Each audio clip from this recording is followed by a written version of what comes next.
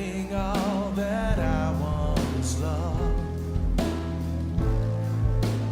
Feel like I'm dying.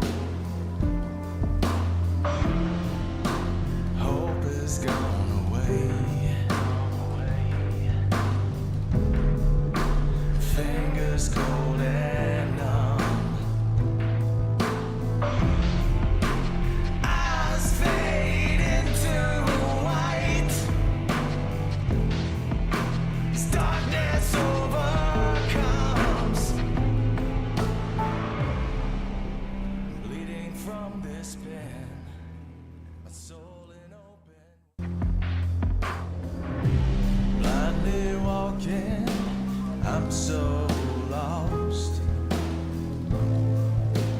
Gone for quite some time. Forgetting all that I once loved. Feel like I'm dying. Hope is gone away. Fingers cold and numb. Eyes fade into white. As darkness overcomes. Bleeding from this pen. My soul in open. Blindly walking.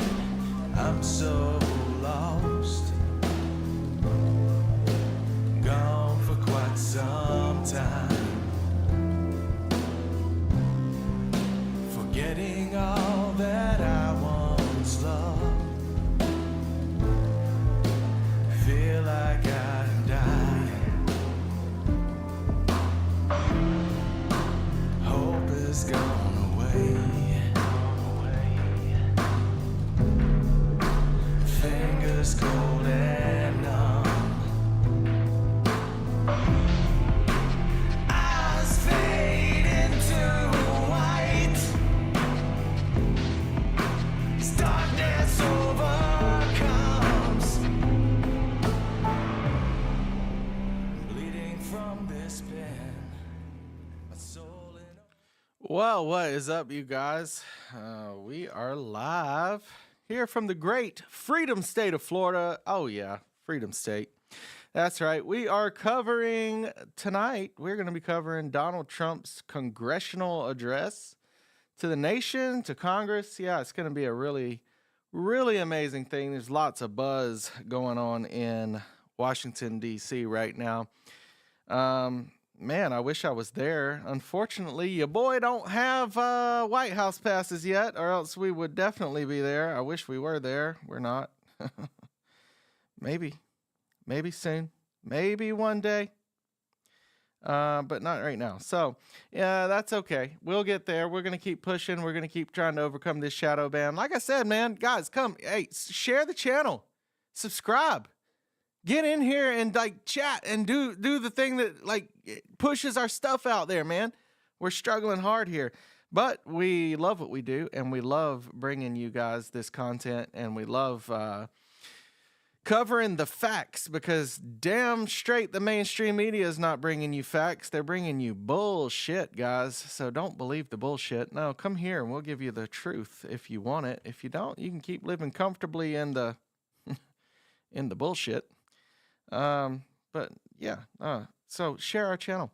There's a lot of things going on right now surrounding this whole congressional address. Oh man, already the left is fully ready and poised to, from what they've been saying, to disrupt Donald Trump's congressional address tonight. I don't know that that's going to go very well for them, but they seem to be hell-bent on trying. Even AOC claiming she's going to bring empty egg cartons. Like, what? What is this, props now? There's going to be clappers, hand clapper things, and air horns. I got it. Don't I have one of these effects? Hold on, let me see. I swear I've got an air horn effect somewhere. Let me see if I can find it. I don't even remember where to find the dang thing. I hardly use these effects, but yeah, let's see. It's got to be in here somewhere. Applause. I see applause. Oh, here it is. So they're gonna bring air horns. I never use these effects. I should use these effects more often. Air horns from the Democrats. Oh yeah, that's right, guys. They're gonna be bringing air horns for you. For what? To disrupt President Trump's speech. You know, that's what. How petty can you be, man? How sore loser? Is that even the right word at this point? For some reason, I can't pull up my live stream here. I'm trying to pull it up so that I can follow the comments. So forgive me, though. You know, it doesn't matter, guys. If I can't pull up the comments, it's probably not me to be watching anyway because we get shadow banned to death. So all good. Anyhow. So air horns, clapper devices, egg crates, empty egg crates. But I've also heard they're going to bring actual eggs to throw at Donald Trump during his speech. Oh, man. I really hope that they actually try that. Because if the Secret Service doesn't come down on them very hard for that, I will be very, very surprised. But yeah, we'll see what happens. I think that's not going to go well for them if they do attempt it. But, you know, who knows? You know, there's been crazier things happen. So they could throw eggs at Donald Trump tonight. I've also heard they might just stage a walkout. Democrats are like, oh, this is bad for democracy. We're going to stand up and walk out. Okay, so hold up. You're going to walk out when you're telling us that democracy's under attack? Oh, what a good view that's going to be. What a good, picture that's going to paint of this ridiculous leftist regime and agenda. I don't think that's going to go well for them either. It's going to be a really bad PR stunt, but yeah, maybe they'll try it. I think it'll be good for us at least. All right, so I finally got the chat up here on my phone so that I can actually chat with you guys. I'm going to go ahead and put a chat in here. Come chat with us. We are live, yeah. We're going to be covering everything that goes on tonight. Well, as much as we can. We can only bounce back and forth between so many channels. But either way, I expect a very, very enjoyable speech from Donald Trump. He has already stated that he's going to be covering some big topics, some big issues, which, yeah, why wouldn't he? I mean, this is the time to do it. Yeah, Donald Trump posted on Truth Social, which we reported to you guys yesterday. He said tomorrow night will be big. I will tell it like it is. That was about a day ago that he said this on Truth Social. I have no doubts that it's going to be big. Here it is. Tomorrow night will be big, you guys.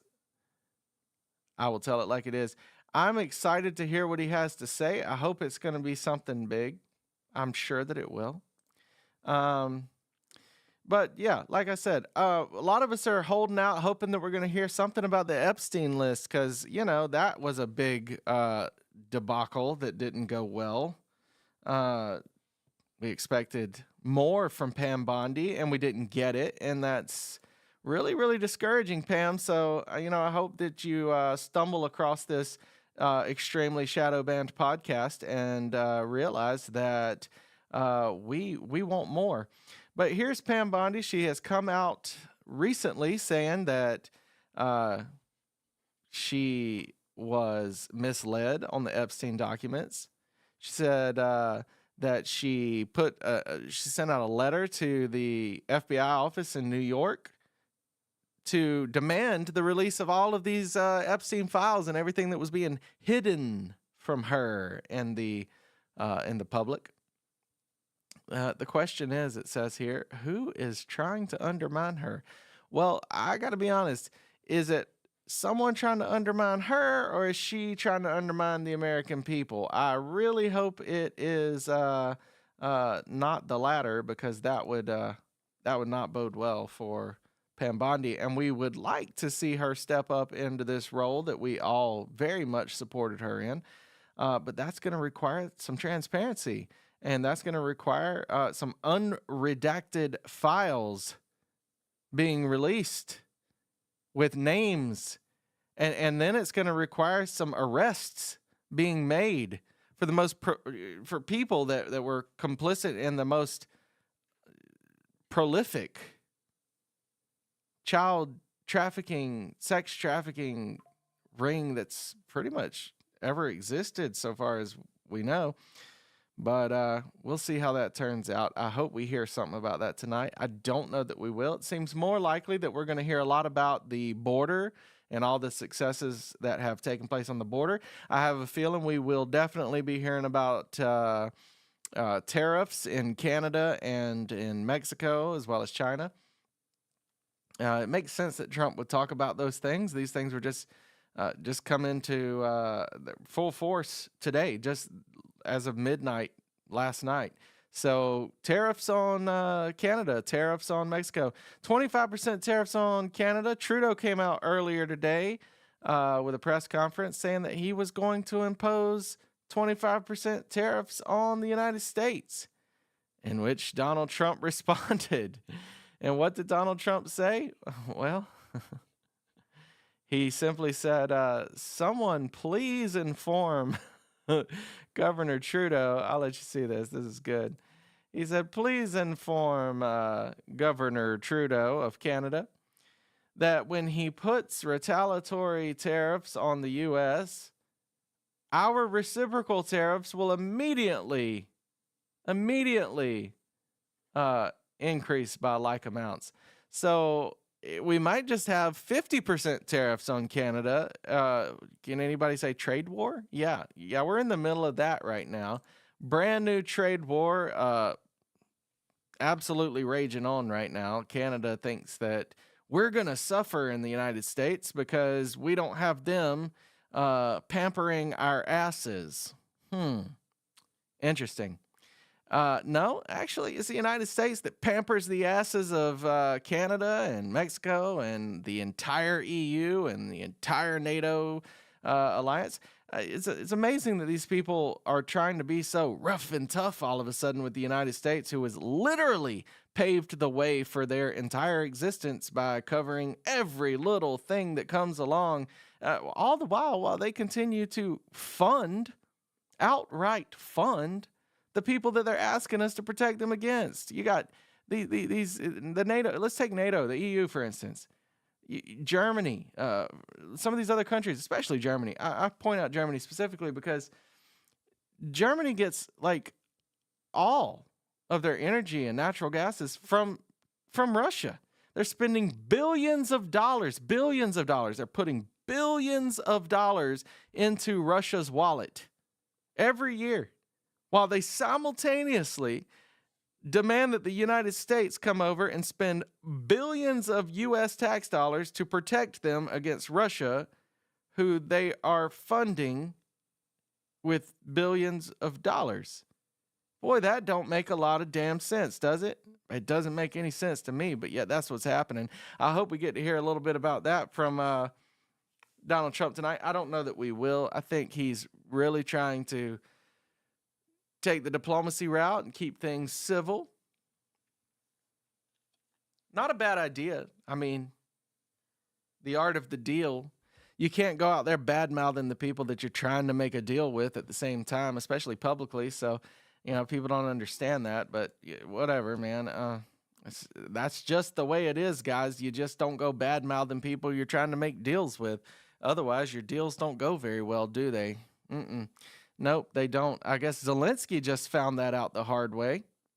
Zelensky found that out the hard way, boy. He came along and came around, rather, and issued a public statement.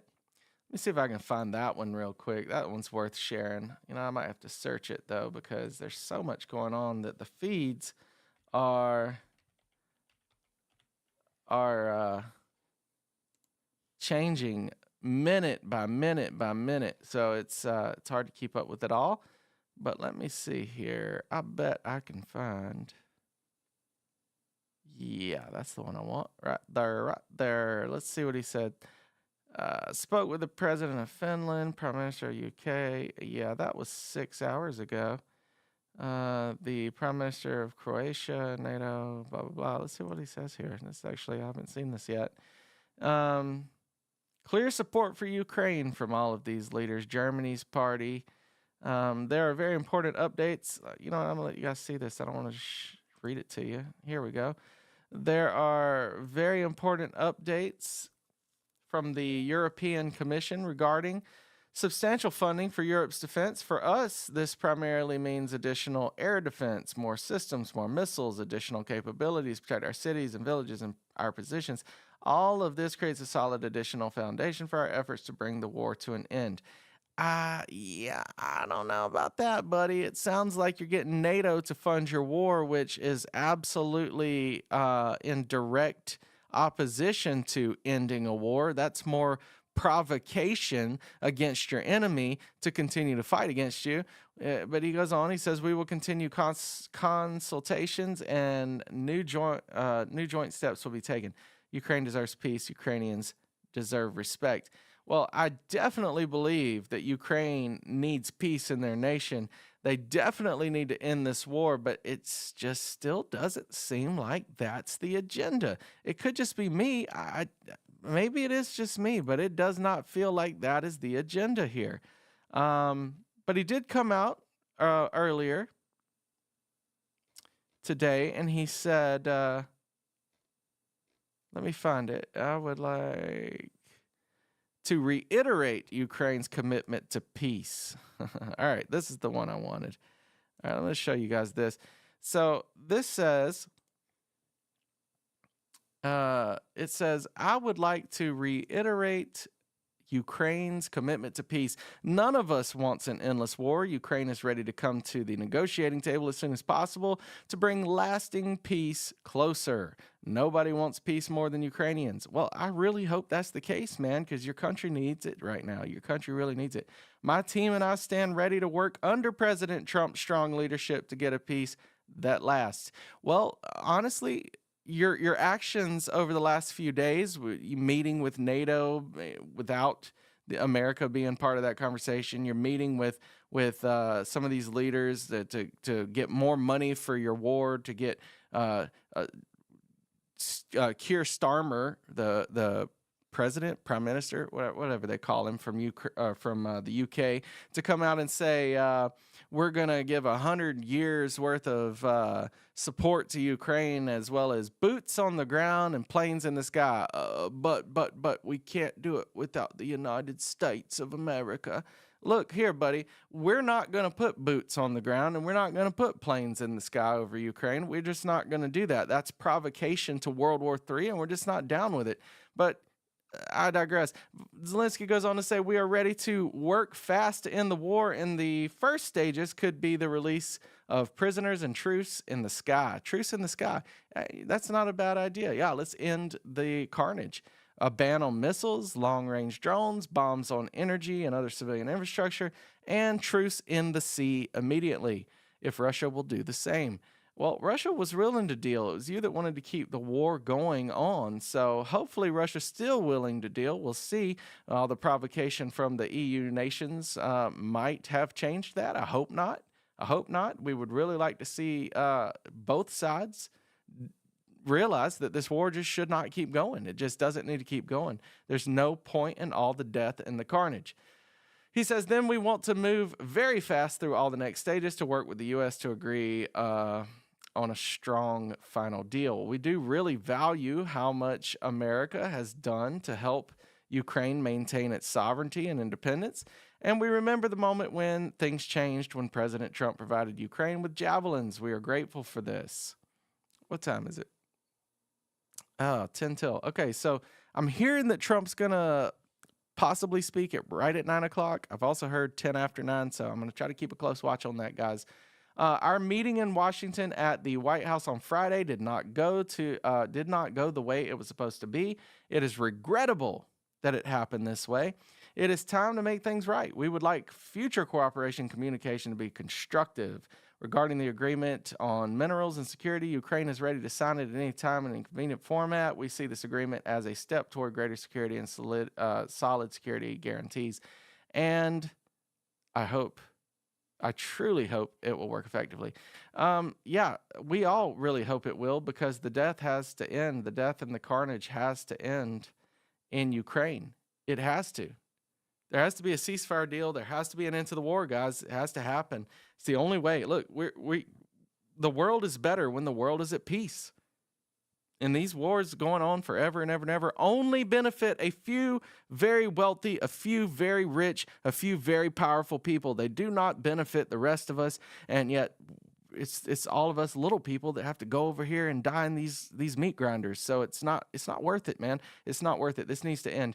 Hopefully there's not a bigger or some kind of underlying scheme at play here. I have a feeling there's not. There could be. You never know, man. I mean, the fact that he went over there and essentially undercut the whole peace negotiations that Trump was trying to have by bolstering his backing and his support from the EU nations really doesn't bode well for peace. I mean, if you're President Putin in Russia, you got to be looking at this going, you're talking about me signing a peace deal and then y'all putting soldiers from NATO into Ukraine? That doesn't sound like peace, but I don't know. We'll see. Maybe the details will work themselves out. I really hope they do. We shall see. I'm going to take a look right quick because I want to make sure we don't miss anything on President Trump. And yeah, it looks like they're just still doing a lot of talking. So we are going to keep chatting here until then. There's a lot of big podcasters covering this tonight, guys. So anybody that joins us, we appreciate you for that. We appreciate it a lot. And actually, we wish you would just share the podcast. Share it everywhere. Share it everywhere. If you're on social media, all the platforms you're on, share it, because we don't get heard. We don't get listened to otherwise. We need your support if we're going to make this thing successful. So we're trying to do that. That being said, some of the big podcasters are live tonight from the Capitol Hill. So this is really cool stuff. I think it's cool that they're getting to do this. Benny Johnson was on live earlier from, he's actually got him a little studio, a little makeshift studio set up in Mike Johnson's office. What a cool opportunity that is. I mean, I'd be lying if I said I don't envy him for that. That's really, really, really cool. I hope to be able to do something like that one day. We'll see. But he had Tulsi Gabbard on earlier, and I really like Tulsi Gabbard. If you guys haven't gathered, I really do. So I'm gonna let you hear a little bit of what Tulsi had to say just a little bit ago with Benny Johnson.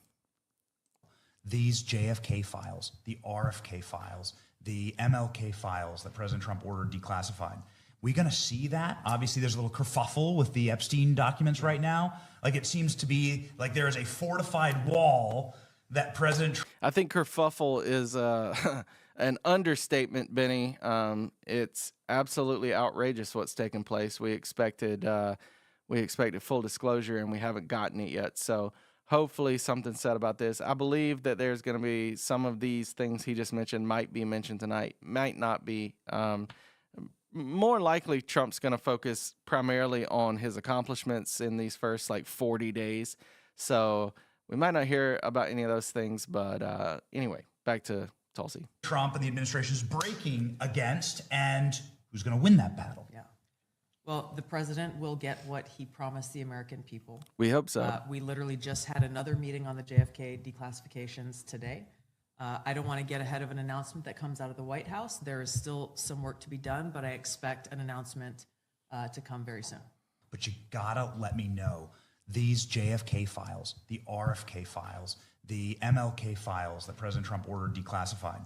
We gonna see that? Obviously, there's a little kerfuffle with the Epstein documents right now. Like, it seems to be like there is a fortified wall that President Trump and the administration is breaking. It's more than a kerfuffle, guys. Anyhow, how's the left handling all this stuff going on? Obviously, we said they've got some stuff planned for tonight. Earlier tonight, though, we got this from the left. What would be your message to Elon Musk and his teenage Doge dudes who are currently firing career civil servants? Well, go to hell. I mean, the reality is what you're doing is destroying our country right now, all to make more money for yourself, all to steal data so you can help build your companies. What you're doing is wrong, and at the end of the day, we're watching. The American people are fed up, and it's not working. What would be your message? Yeah, I don't believe that that's accurate there, friend. The American people are watching, and it is working. You know what's not working is all of the corruption, all of the fraud, all of the misdirection and the spending going in places we don't even know, can't even track. Billions and billions of dollars, even trillions. That's with a T. Trillions. Trillions of dollars of U.S. tax dollars going to all kinds of places, and we don't even know where it's going. We don't know. We don't know. Can't track it. It's just out there in the ether somewhere. Somebody's got it in their pocket, but it ain't us. It ain't Americans. And if it is Americans, it's just a few small 1%er Americans who have gotten very, very, very rich, while the rest of us have gotten very, very, very poor. So, yeah, way off base there, buddy. Way off base. All right, we're going to join live right now. It looks like possibly we could have some things going on here. Let me just jump on this and see what we got going on here. Of any presidency is can and should a president appoint members of the Supreme Court if such a vacancy should arrive there. So, no, it doesn't look like we've started yet. He got 3 Supreme Court vacancies. Who here. is this? We'll have Is to that just wait J.D. and see Vance? whether or not he gets Can't any tell. in this second term. We will. And you know what Oh, we're yeah. watching for tonight? And I was speaking with some folks earlier today, and there were... So we got J.D. Vance and Mike Johnson are there. They are present. They are ready. So any minute now, we could have President Trump coming out, and we are going to be very excited to see that. I know I saw just a few minutes ago that Trump had already left the White House. Let's see if I can find that video for you guys. Trump had left the White House en route to the... Here it is. Breaking. President Trump and the First Lady are on their way to Capitol Hill. Oh, it's a Benny Johnson clip. I apologize for that, guys. He's very popular. What can I say? So here is not Benny Johnson. Here is President Trump and First Lady Melania Trump leaving the White House, headed to Capitol Hill. So we could see them any minute now. Joining us for the big speech. So what's Capitol Hill looking like right now? Well, the Democrats promised that they were going to disrupt things. So let's just jump in right now and see what that looks like. Oh goodness, what's going on? Oh, that doesn't look good. Oh man. Just kidding, guys. This is not Capitol Hill. This is not the House. This is actually the Parliament of Serbia. Earlier today, throwing smoke grenades and tear gas and all kinds of stuff as they disrupt the Serbian parliament in an attempt to protest government policy. Let's hope that this isn't what the Democrats have in mind for tonight, because good Lord. Look at this, man. This is incredible. Shoo, boy. I hope we keep it more civil than this, is all I got to say. I hope we keep it more civil than this. Surely we'll keep it more civil than this. But as you can see, the Serbians are not happy, and they are in outright rebellion against whatever's going on in their country. I'm not even sure what it is. I'll look into it. I'll try to get back to you guys on that. But wow, Oh, man, what a crazy, crazy, crazy thing going on there. We saw 23 Democrat senators came out today. 23? 23 Democrat senators. I don't have do I have the one with all 23 of them? No, but I've got a bunch of them. Check this out. This is just, dude, they don't even have an original thought in their heads anymore. They don't have an original thought up here. They're just absolutely parroting, reading a script that they were paid to read because Orange man bad, Trump bad, Russia, Russia, Russia. That's all they've got left, guys. The Democrat Party is in full collapse, and this is proof right here. This is absolute proof that these people are just paid for puppets. I mean, could this be any more telling of paid for puppets? Because that's all they are. I will immediately bring prices down starting on day one. It ain't true. That's what you just heard. Day one of Donald Trump's presidency, prices have gone up, not up. Inflation is getting worse. Not prices. Prices of gas, housing, eggs, essential rent, getting worse. These are all getting worse. Meanwhile, Donald Trump does nothing to lower prices. Instead, he's letting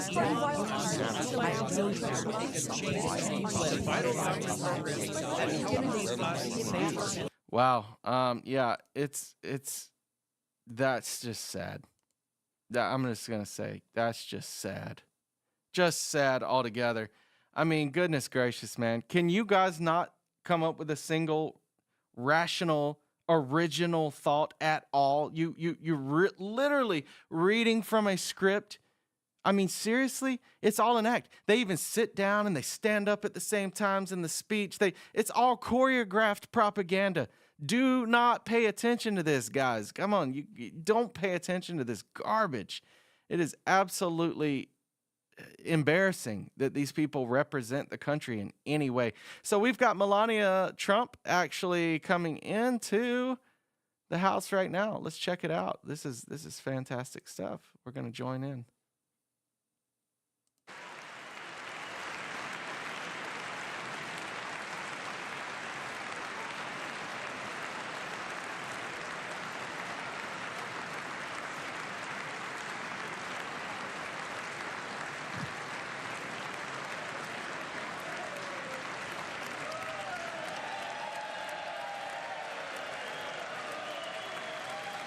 So good to have a classy first lady, back in the White House, man. It's been a long time coming.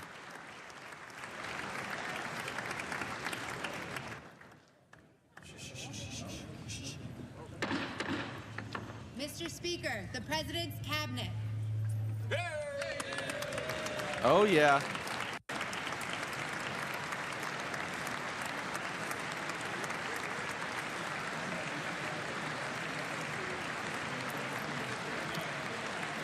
That's the A-team right there, guys. The Avengers coming in. What an upgrade. Oh, there's Pam Bondi. Pete Hegseth, Marco Rubio. Secretary Bessent.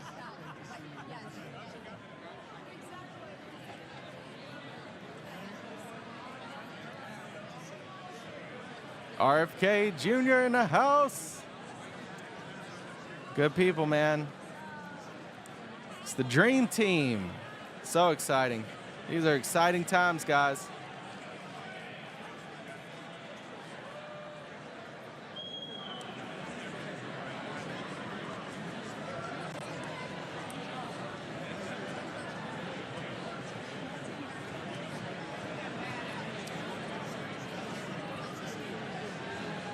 There's Shifty Adam Schiff. I wonder if he'll go to jail anytime soon. I sure hope so.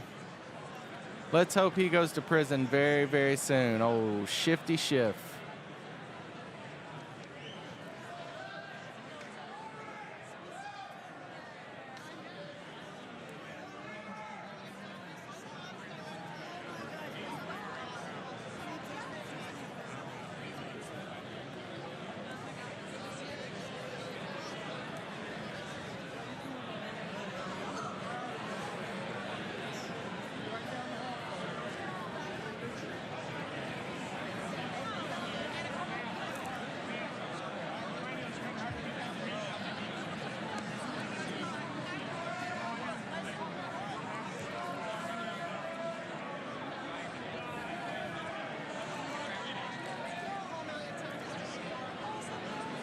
A lot of buzz in the room. I don't see any smoke bombs. I don't see any eggs being thrown yet. No smoke bombs, no tear gas. So that's good.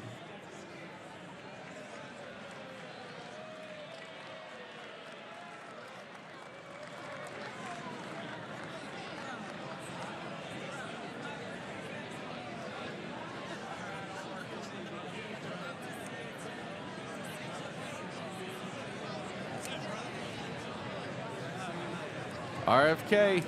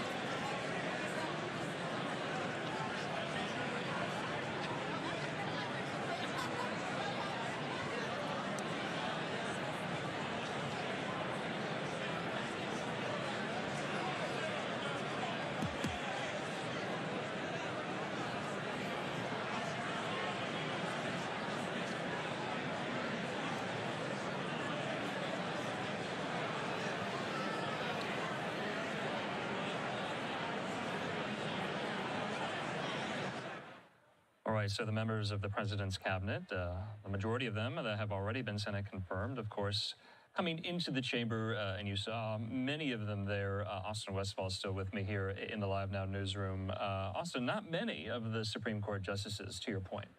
We did see a number of them enter the chamber. We are hearing from the Hill that 4 Supreme Court justices are not in attendance. That includes Justices Clarence Thomas and Samuel Alito. They have not attended these speeches in more than a decade. Also passing are Justices Sonia Sotomayor and Neil Gorsuch. So beyond the 4 sitting justices in attendance today, retired Justice Anthony Kennedy is also in the chamber, according to the Hill. So it should be any moment now, Andrew. We've just watched the president's cabinet enter the room. We see the VP and the Speaker of the House sitting there. And we will watch them over Trump's shoulder as he gives this address. There's Tulsi Gabbard and Chip Roy. So good to not see Nancy Pelosi sitting behind Trump during this particular address. We're going to continue watching as this group mingles together until no Nancy Pelosi. What a wonderful thing this is, you know? Instead, we'll have Speaker Mike Johnson and J.D. Vance. Speech will get underway. Yeah, this is going to be the last time you see Austin and myself. You just want to let these scenes breathe there on the House floor. We'll have a lot of reaction, a lot of analysis after this. Yeah, we appreciate it, guys, because we didn't come to listen to you. But lots going on, guys. So I'm just curious, if you think that something crazy is going to go down, leave it in the comments. What do you think is going to happen? Is it just going to be a good professional speech? Do you think Trump's going to talk about the border? I believe he's going to talk about the border without a doubt. Do you think he'll talk about the tariffs? If you think he's going to talk about tariffs, let me know. I know I was looking at Polymarket earlier, and there was like a lot of people betting on the fact that Trump's going to talk about the tariffs. He's going to talk about Zelensky. He's going to talk about Ukraine and Russia. Some other ones that I saw brought up that were being bet on was whether or not he would talk about the Epstein files. And I just wonder, I feel like he's probably not going to mention the Epstein stuff. But then there's other people saying, oh, he's definitely going to talk about Epstein. He's going to bring that up live here for the whole nation. Yeah, I don't think so. I really feel like he's going to just kind of focus on the first 40 days. It's going to be like almost like a victory speech. You know what I mean? Like, this is what we've accomplished. We've knocked this out. We've done this. Promises made, promises kept. And I believe that's going to be more of what he's going to be focused on throughout this speech. But as of now, we've got, as you can see, J.D. Vance, Mike Johnson, They are at their podium there. They're at their seats. They will be sitting behind Donald Trump. No Nancy Pelosi, guys. No Nancy Pelosi. We won't have to worry about that. So that's fantastic. We also have the entire cabinet has come in. Melania Trump is in. She's been seated in her little area there, along with her guest. Some really fantastic guests are going to be a part of this tonight, by the way. Some really good people that I think are going to make some great points for Trump's agenda. Specifically, there's a lady, I think her name is January Light House or Light. I can't remember. I'm sorry, guys. I don't remember her last name, but she is one who essentially her daughter was like talked into going trans by the school system behind her back. They wouldn't allow the parents to know about it. Now, Trump campaigned on that, and he made statements about that during his campaign, and people tried to fact check him and say, none of that's happening. Nobody's doing that in the schools. Nobody's trying to convert your children without your knowledge. But fact of the matter is, yes, they were. Yes, they were. These public school systems have been very corrupted, and they have been leading our children down some very dangerous roads. America's children deserve better than this. America's parents deserve better than this. And we're going to get to hear from a mother who actually combated that and was able to rescue her daughter from that brainwashing and that tyranny. So that's going to be a very interesting testimony to listen to. I'm going to back out. We're going to listen in again here to Fox News. Donald Trump is in the house, you guys. DJT.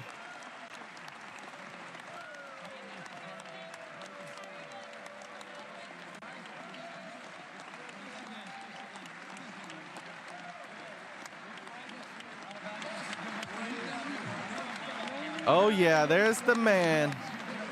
The boss is in the building.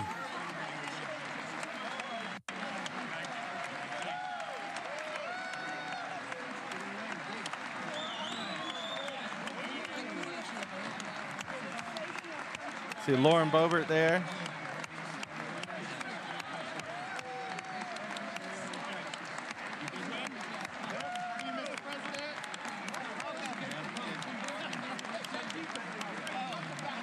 Some Democrat holding a sign. You see that? Do you see that, guys? See that Democrat holding a sign? This is not normal. No, the only thing that's not normal is the Democrats.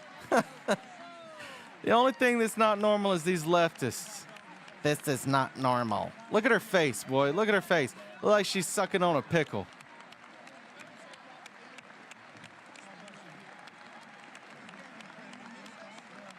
These disgusting Democrats. Hey, 2026, we got to vote all these Democrats out. We need 100% vote out. All of them. Look at them sitting there. Oh, look, there's the ghetto queen right there. Oh, man. There's the ghetto queen. Oh, queen of the nails. Oh, man, what a joke. These people don't have enough respect to stand for their president and just be respectful. You understand that? These Democrats, these leftists, do not have enough respect to just stand and be respectful to the President of the United States of America. That is disgusting. These people do not deserve to even be in that building. It's absolutely atrocious, these people. Just absolutely disgusting.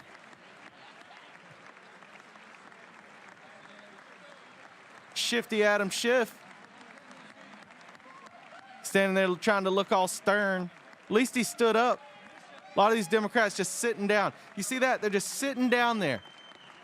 Won't get up, won't applaud, won't just be sociable, be respectful. No respect at all. These people are absolutely reprehensible, these people.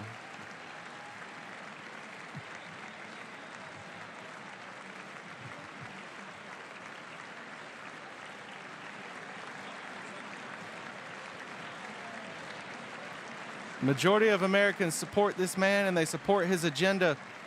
The Democrats need to acknowledge this and readjust their priorities.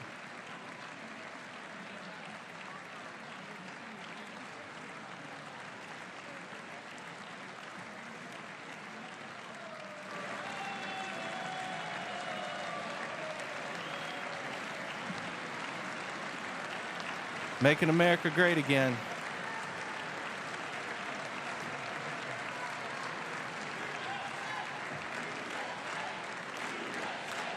USA, USA, USA, USA, USA, USA, USA.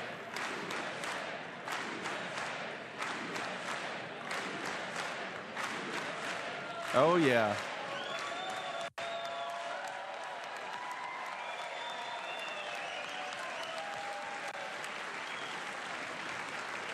Boy, look at the support. The energy is electric. Crowds chanting USA, baby. That's right. America's back. The boss is back.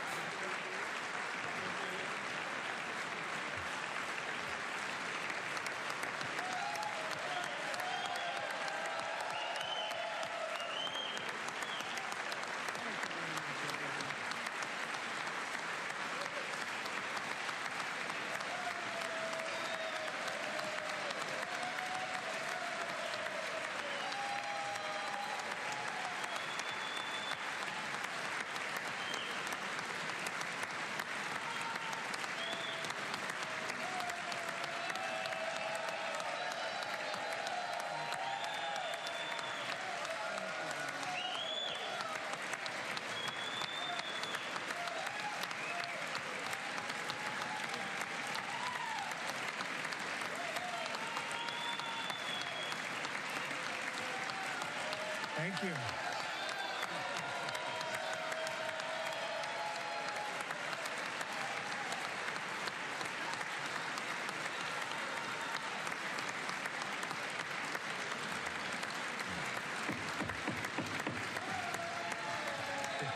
Thank you very much. Thank you very much. It's a great honor. Thank you very much. Speaker Johnson, Vice President Vance, the First Lady of the United States. Yeah. We love Melania.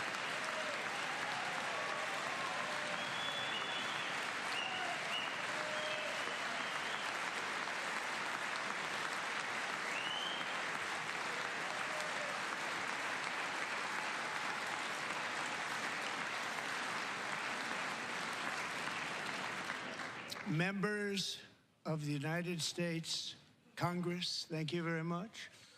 And to my fellow citizens, America is back.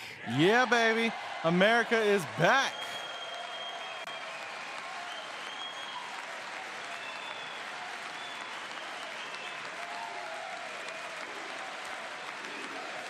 USA, USA.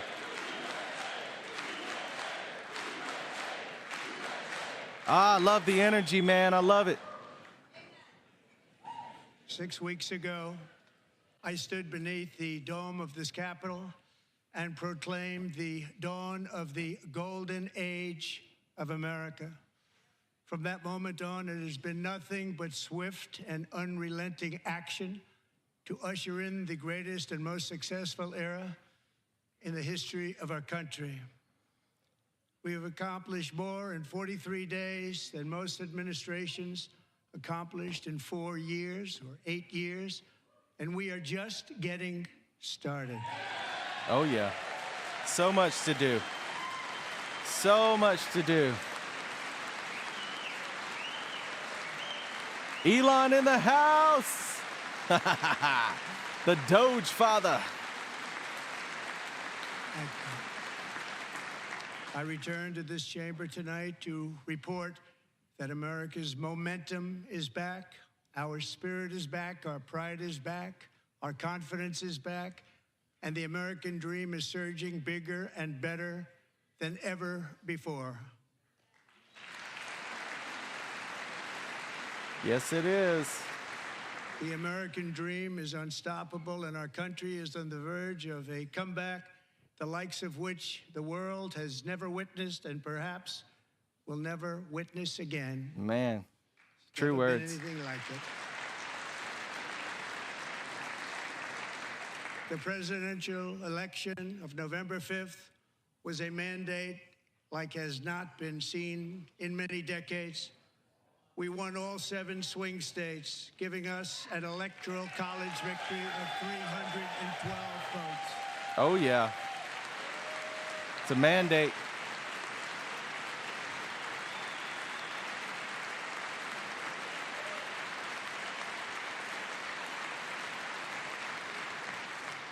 We won the popular vote by big numbers and won counties in our country. Uh-oh. Uh-oh. What happened?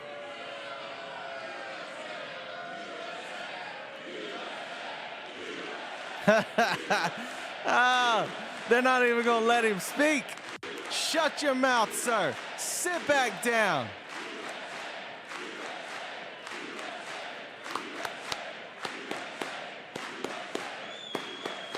Sit down and shut up. The man's talking.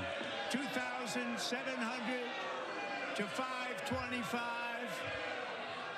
on a map that reads almost completely red for Republican. Yes, sir. Now, for the first time in modern history, more Americans believe that our country is headed in the right direction than the wrong direction. In fact, it's an astonishing record, 27-point swing, the most ever.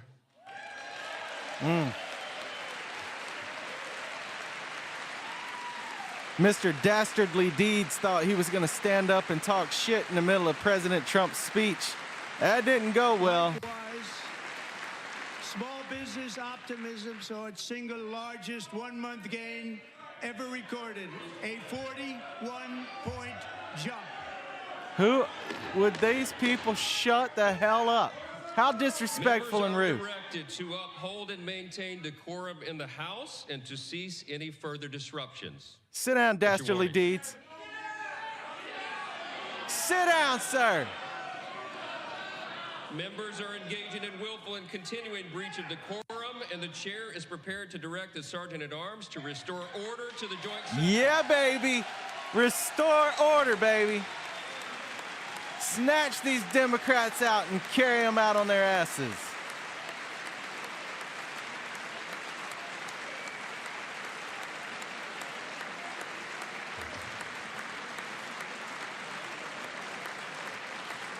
Golly. Can't believe that. How disrespectful can you be? Take your seat, sir. Take your seat, Dastardly Deeds. Take your seat, Dastardly Deeds. Sit down. Finding that members continue to engage in willful and concerted disruption of proper decorum, the chair now directs the Sergeant-at-Arms to restore order. Yeah! Remove this Get gentleman him! from the chamber. Get him! Remove his ass from the chamber. Out you go, sir. On your ass. Out you go. Oh, man. Oh, baby. They're throwing him out of the room. Throwing him out. Oh, that is fantastic. Bye-bye, sir. Bye-bye, Felicia. Take your Dastardly Deeds and get your ass out. Members are directed to uphold and maintain decorum in the House. Oh, FAFO, sir. FAFO. Over the past 6 weeks, I have signed nearly 100 executive orders and taken more than 400 executive actions, a record to restore common sense, safety, optimism, and wealth all across our wonderful land. The people elected me to do the job, and I'm doing it. Yes, sir. Thank you.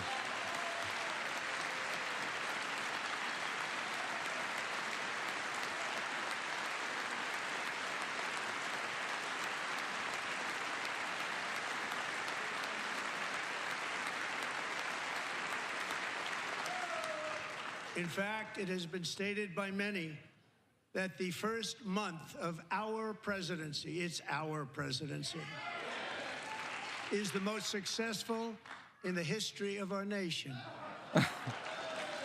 Yeah, it is.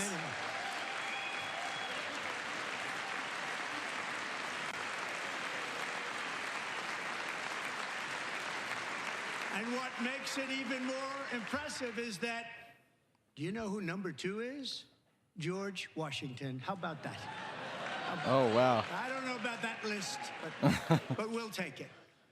Within hours of taking the oath of office, I declared a national emergency on our southern border, and I deployed the U.S. military and Border Patrol to repel the invasion of our country. And what a job they've done. As a result, illegal border crossings last month were by far the lowest ever recorded, ever. Yes, sir. Lowest in history.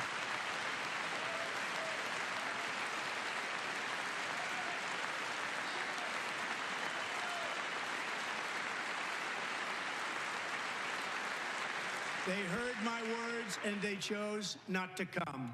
Much easier that way.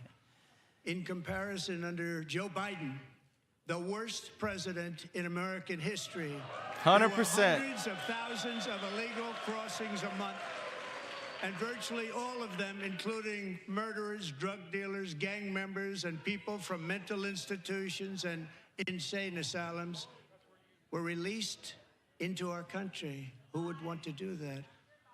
This is my 5th such speech to Congress.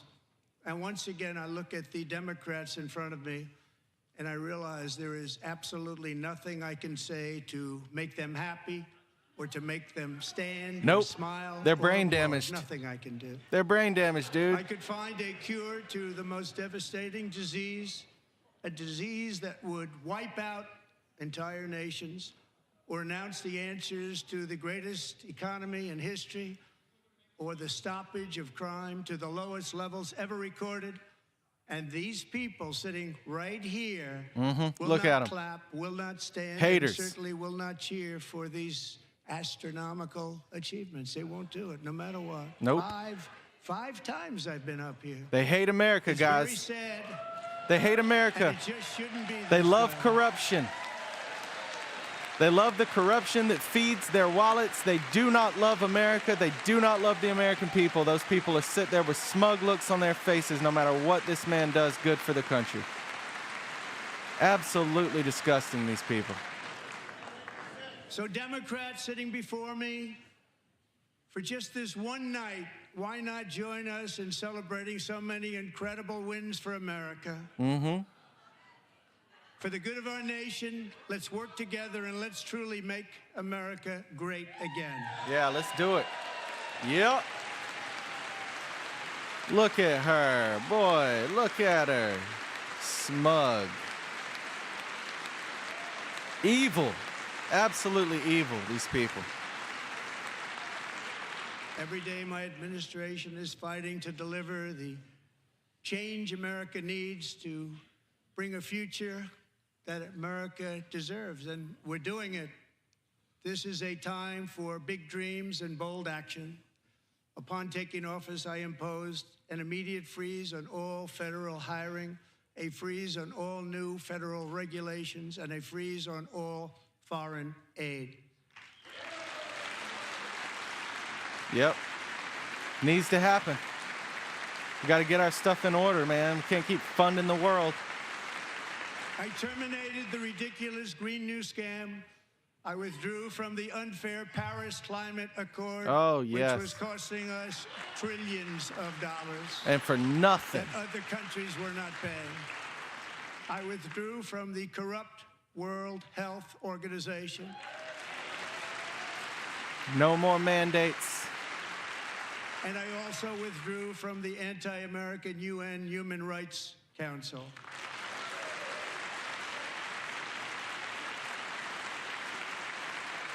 We ended all of Biden's environmental restrictions that were making our country far less safe and totally unaffordable.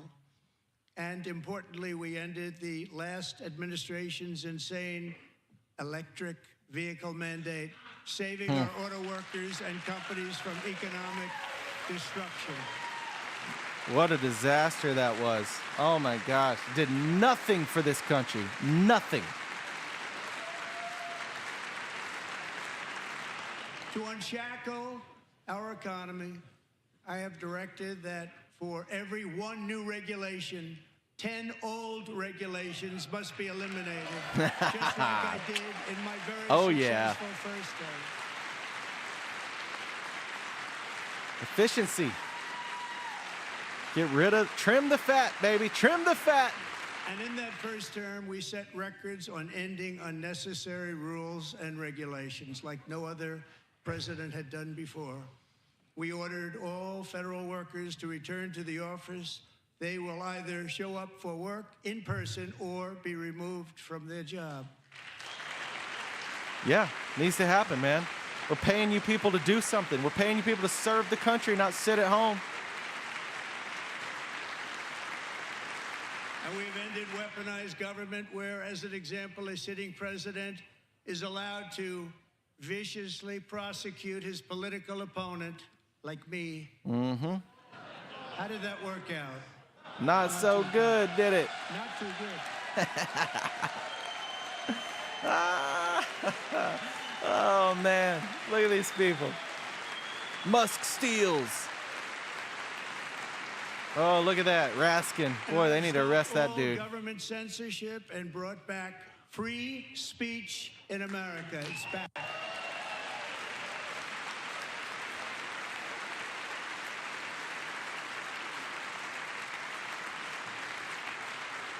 And 2 days ago, I signed an order making English the official language of the United States of America.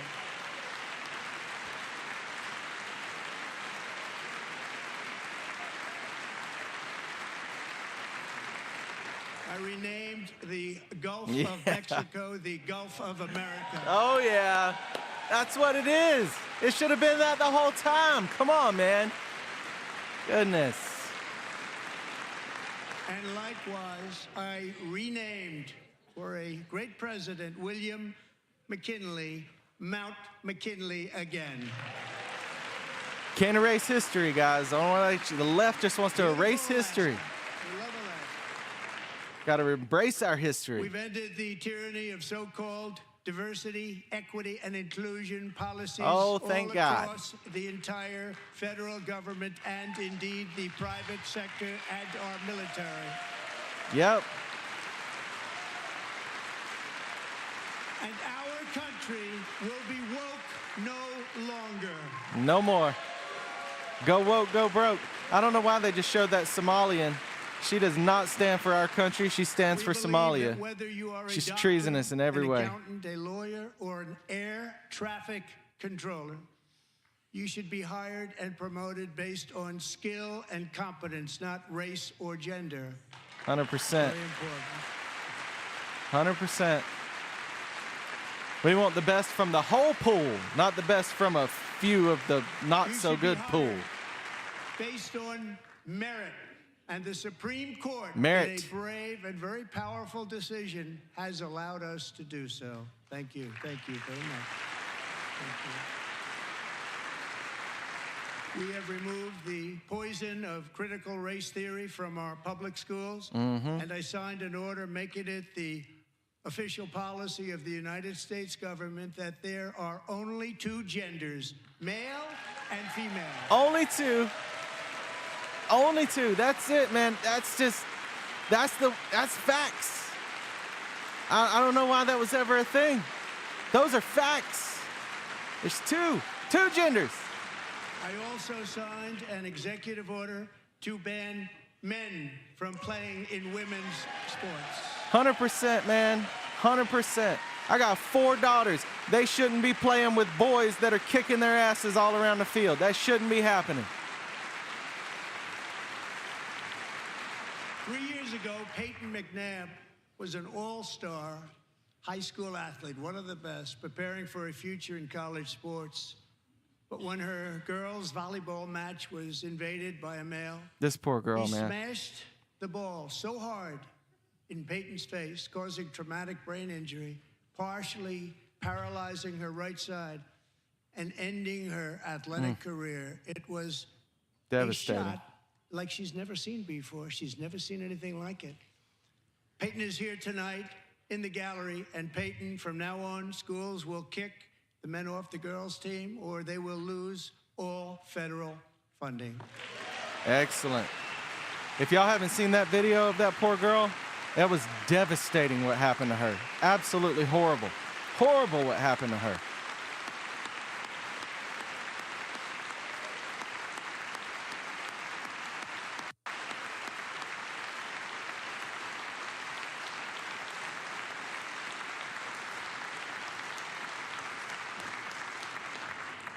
And if you really want to see numbers, just take a look at what happened in the women's boxing, weightlifting, track and field, swimming, or cycling, where a male recently finished a long-distance race 5 hours and 14 minutes ahead of a woman for a new record by 5 hours.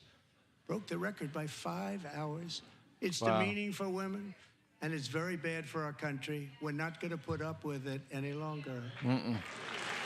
Not to mention, there was just some recent records broken in pole vaulting and in long jump, where the male beat the females by 8 feet in the long jump. 8 feet farther than the second place girl. What I just described is only a small fraction of the common sense revolution that is now, because of us, sweeping the entire world. Common sense has become a common theme, and we will never go back. Never. Never gonna let that happen. I love that he used Kamala's line. We're never going back there. My very highest priorities is to rescue our economy and get dramatic and immediate relief to working families. As you know, we inherited from the last administration an economic catastrophe and an inflation nightmare. Oh, yeah. Their policies drove up energy prices, pushed up grocery costs, and drove the necessities of life out of reach for millions and millions of Americans. They've never 100%. had anything like it. We suffered the worst inflation in 48 years, but perhaps even in the history of our country. They're not sure. As president, I'm fighting every day to reverse this damage and make America affordable again.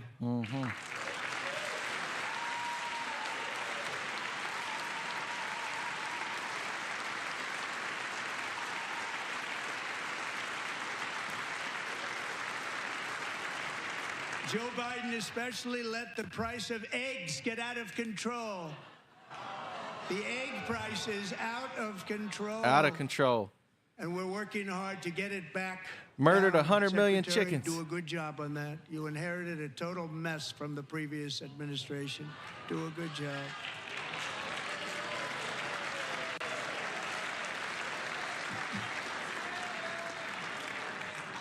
A major focus of our fight to defeat inflation is rapidly reducing the cost of energy.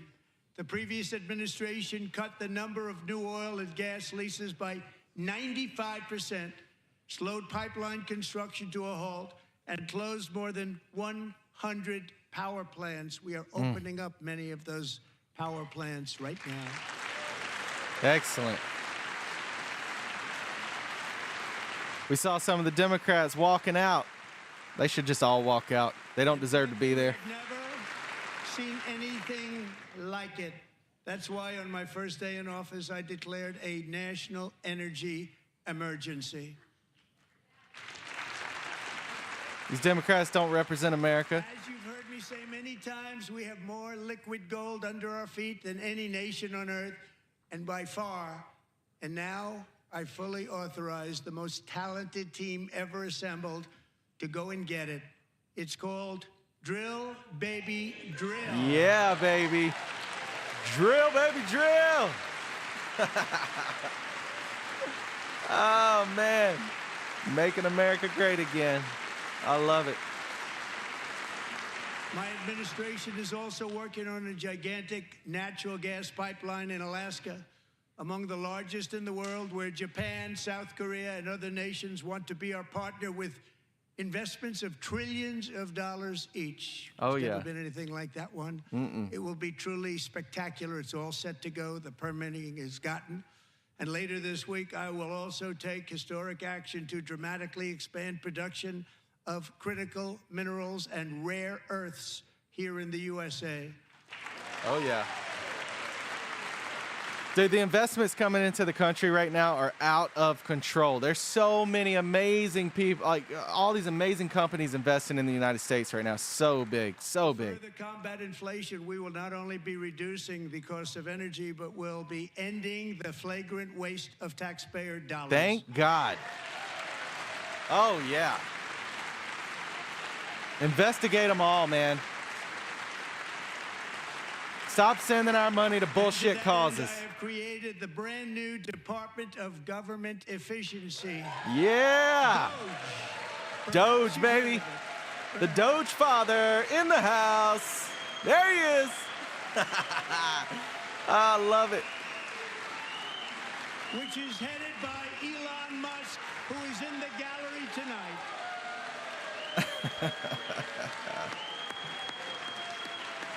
Old tech support. Old big balls showed up.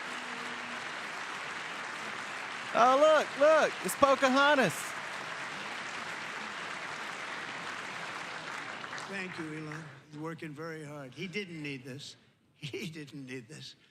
Thank you very much. We appreciate it. Everybody here, even this side, appreciates it, I believe. They just don't want to admit that. Just listen to some of the I love the appalling trolling. waste we have already identified. $22 billion from HHS to provide free housing and cars for illegal aliens. $45 million for diversity, equity, and inclusion scholarships in Burma. $40 million to improve the social and economic inclusion of sedentary migrants. Nobody knows what that is.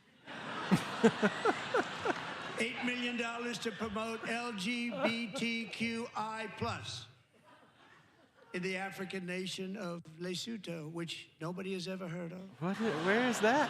$60 million for indigenous peoples and Afro-Colombian empowerment in Central America. $60 million. Goodness. $8 million for making mice transgender. They're turning the frogs gay. This is real.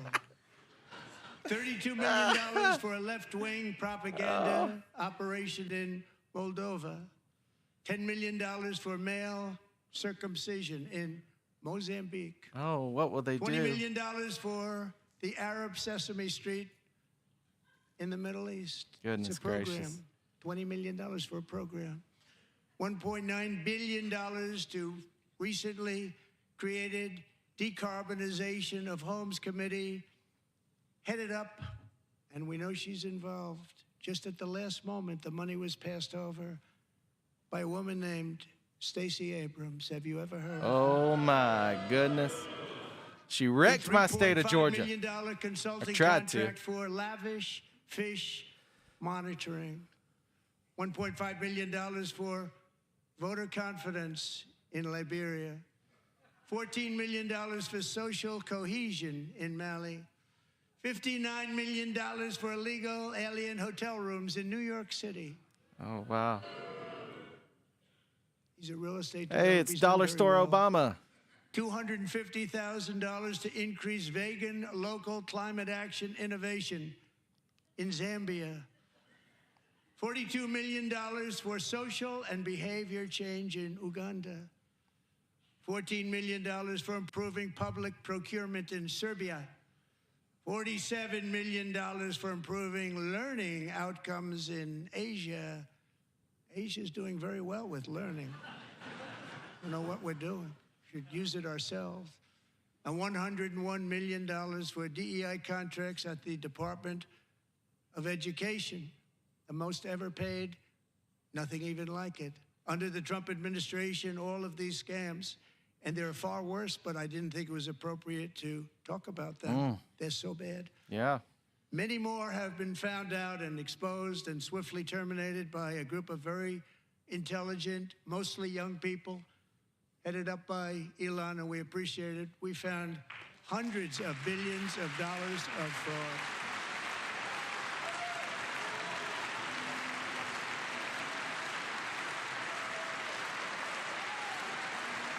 Hundreds of billions of dollars, guys, of your tax dollars going to ridiculous causes. The money and reduced our debt to fight inflation and other things.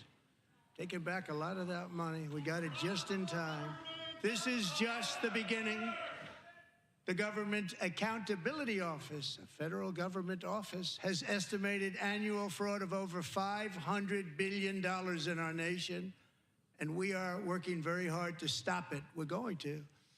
We're also identifying shocking levels of incompetence and probable fraud in the Social Security program for our seniors, and that our seniors and people that we love rely on.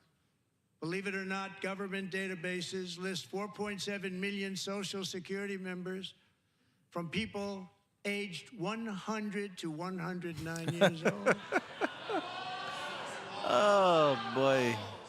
It lists 3.6 million people from ages 110 to 119. I don't know any of them. I know some people that are rather elderly, but not quite that elderly. 3.47 million people from ages 120 to 129. Good Lord. 3.9 million people from ages 130 to 139. How do you... 3.5 million people from ages 140 to 149. And money is being paid to many of them. And we're searching right now. In fact, Pam, good luck. Good luck. You're going to find it. But a lot of money is paid out to people because it just keeps getting paid, and nobody does. And it really hurts Social Security and hurts our country. 1.3 million people from ages 150 to 159, and over 130,000 people, according to the Social Security databases, are age over 160 years old. That is damn near 10 million people being paid out over 120 years old. What in the world, man?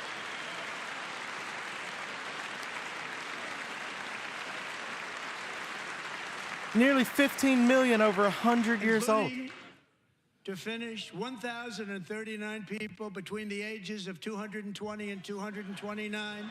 One person between the age of 240 and 249. And one person is listed at 360 years of age. More than 100 years. More than 100 years older than our country. But we're going to find out where that money's going. Oh, my God. And it's not going to be pretty. By slashing all of the We're fraud, paying somebody waste, and theft we can find, who's over 300 years old. Bring down mortgage rates, lower car payments and grocery prices, protect our seniors, and put more money in the pockets of American families. Yes, thank you. Oh, my God, guys. That's like close. That's 15 million people being paid out over 100 years old. All the way up to 300 years old. That's older than the country. And today, interest rates took a beautiful drop, big, beautiful drop. It's about time. And in the near future, I want to do what has not been done in 24 years, balance the federal budget. We're going to balance it. We can do it. We can do it.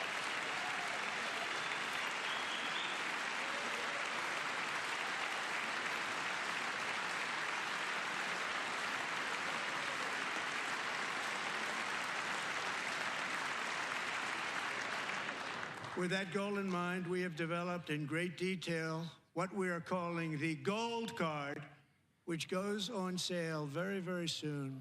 For $5 million, we will allow the most successful job-creating people from all over the world to buy a path to U.S. citizenship. It's like the green card, but better and more sophisticated. And these people will have to pay tax in our country. They won't have to pay tax from where they came. The money that they've made, you wouldn't want to do that, but they have to pay tax, create jobs. They'll also be taking people out of colleges and paying for them so that we can keep them in our country instead of having them being forced out. Number one, at the top school, as an example, being forced out and not being allowed to stay and create tremendous numbers of jobs and great success for a company out there. So while we take out the criminals, killers, traffickers, and child predators who are allowed to enter our country under the open border policy of these people, the Democrats, the Biden administration, the open border insane policies that you've allowed to destroy our country, we will now bring in brilliant, hardworking, job-creating people. They're going to pay a lot of money, and we're going to reduce our debt with that money. Excellent. They will be a benefit to the nation, not a drain on the nation. Americans have given us a mandate for bold and profound change. For nearly 100 years, the federal bureaucracy has grown until it has crushed our freedoms, ballooned our deficits, and held back America's potential in every possible way. The nation founded by pioneers and risk-takers now drowns under millions and millions of pages of regulations and debt. Approvals that should take 10 days to get instead take 10 years, 15 years, and even 20 years before you're rejected. Meanwhile, we have hundreds of thousands of federal workers who have not been showing up to work. My administration will reclaim power from this unaccountable bureaucracy, and we will restore true democracy to America again. Excellent.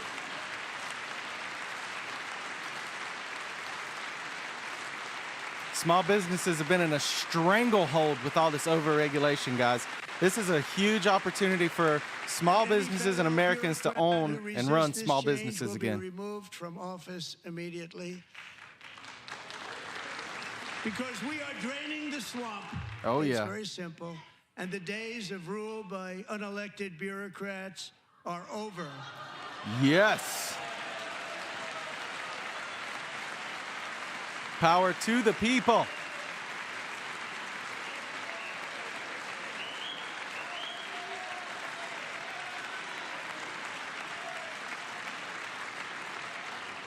And the next phase of our plan to deliver the greatest economy in history is for this Congress to pass tax cuts for everybody. They're in there, they're waiting for you to vote. And I'm sure that the people on my right, I don't mean the Republican right, but my right here, I'm sure you're going to vote for those tax cuts, because otherwise I don't believe the people will ever vote you into office. So I'm doing you a big favor by telling you that. Put them on the spot. This group is going to be voting for the tax.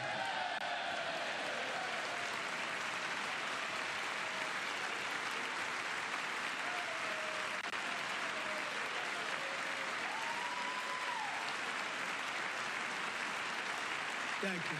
It's a very, very big part of our plan. We had tremendous success in our first term with it. A very big part of our plan. We're seeking permanent income tax cuts all across the board. And to get urgently needed relief to Americans hit especially hard by inflation, I'm calling for no tax on tips, no tax on overtime, and no tax on Social Security benefits for our great seniors. Oh, yeah. Huge benefit. And these Democrats will vote against it. Watch, guys. They will vote against it. Every single one of them.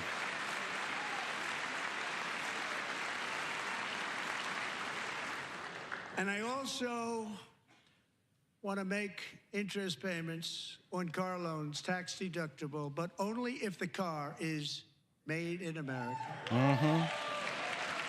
The Honda Civic will be made in Indiana. Honda has announced they will be bringing production of the Honda Civic back to the great US of A. And by the way, we're going to have growth in the auto industry like nobody's ever seen. Plants are opening up all over the place. Deals are being made. Never seen. That's a combination of the election win and tariffs. It's a beautiful word, isn't it? That, along with our other policies, will allow our auto industry to absolutely boom. It's going to boom. Spoke to the majors today, all three, the top people, and they're so excited. In fact, already numerous car companies have announced that they will be building massive automobile plants in America, with Honda just announcing a new plant in Indiana, one of the largest anywhere in the world. Huge win.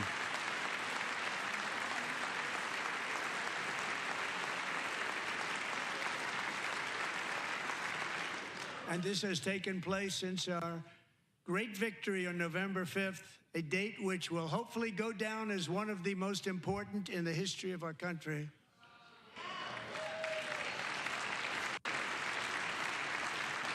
In addition, as part of our tax cuts, we want to cut taxes on domestic production and all manufacturing. And just as we did before, we will provide 100% expensing. It will be retroactive to January 20th, 2025. And it was one of the main reasons why our tax cuts were so successful in our first term, giving us the most successful economy in the history of our country. First term. We had a great first term.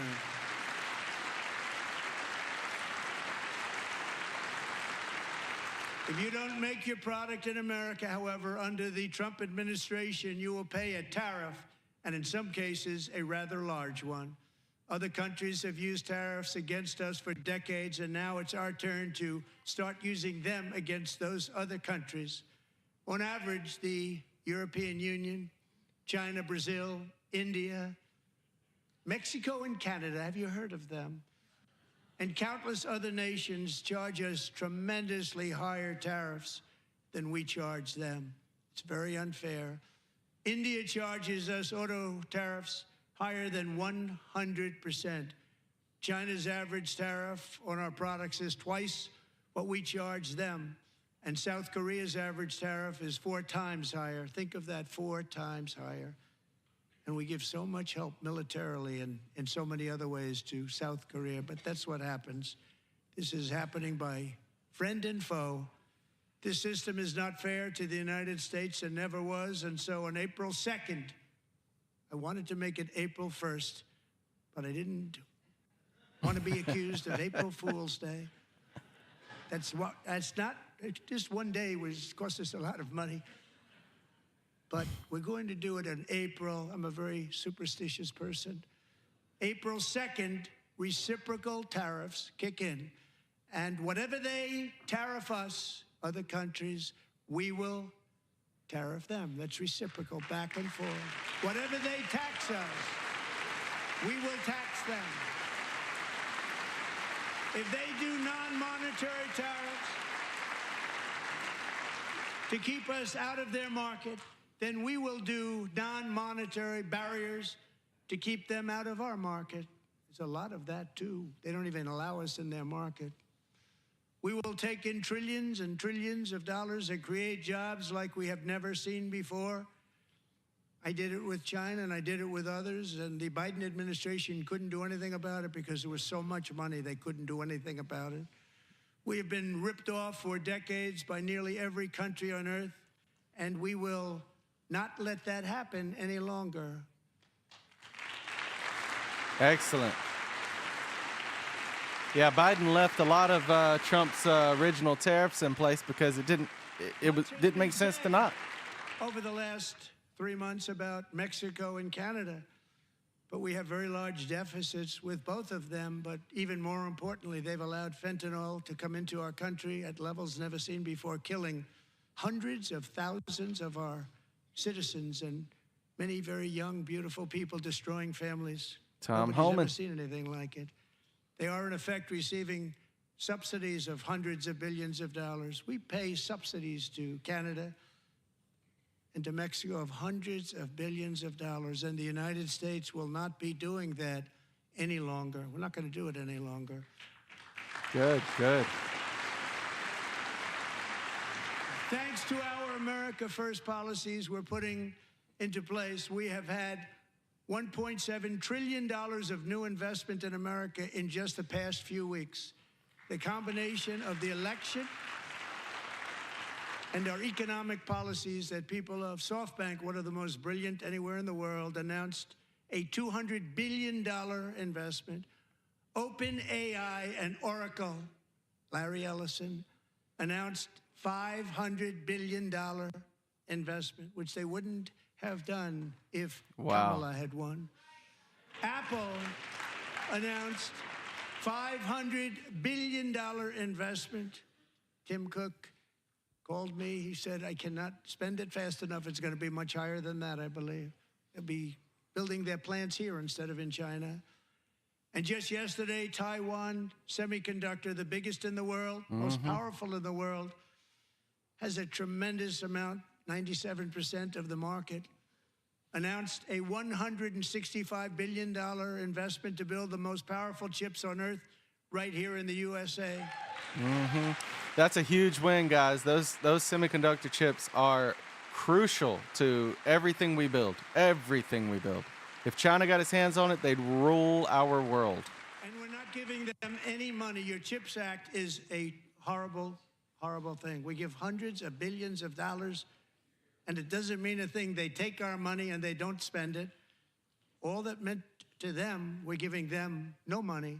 All that was important to them was they didn't want to pay the tariffs, so they came and they're building, and many other companies are coming. We don't have to give them money. We just want to protect our businesses and our people. And they will come because they won't have to pay tariffs if they build in America. So it's very amazing. You should get rid of the CHIP Act, and whatever's left over, Mr. Speaker, you should use it to reduce debt or any other reason you want to.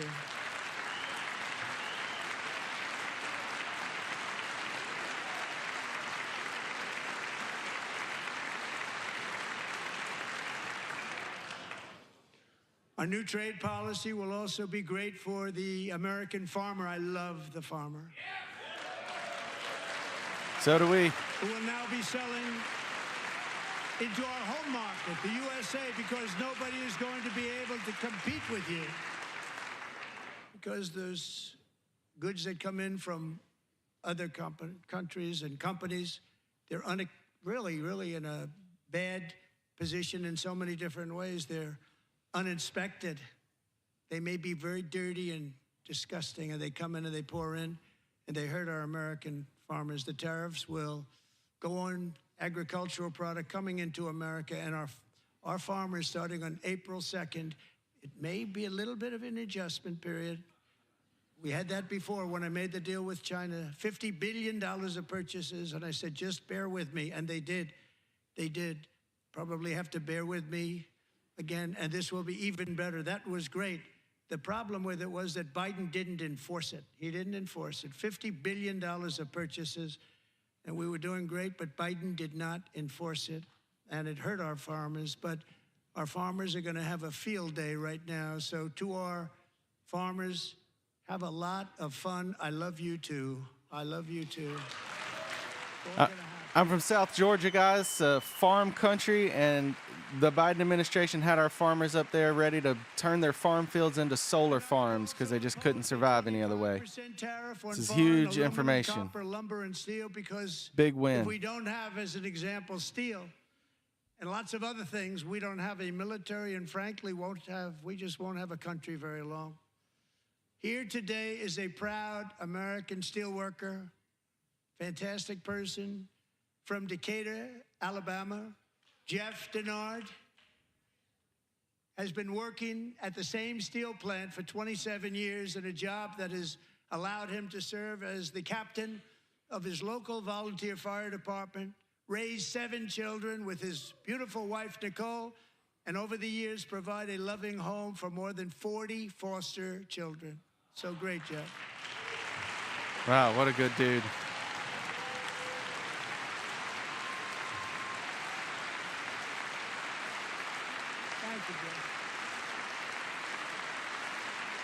Thank you, Jeff.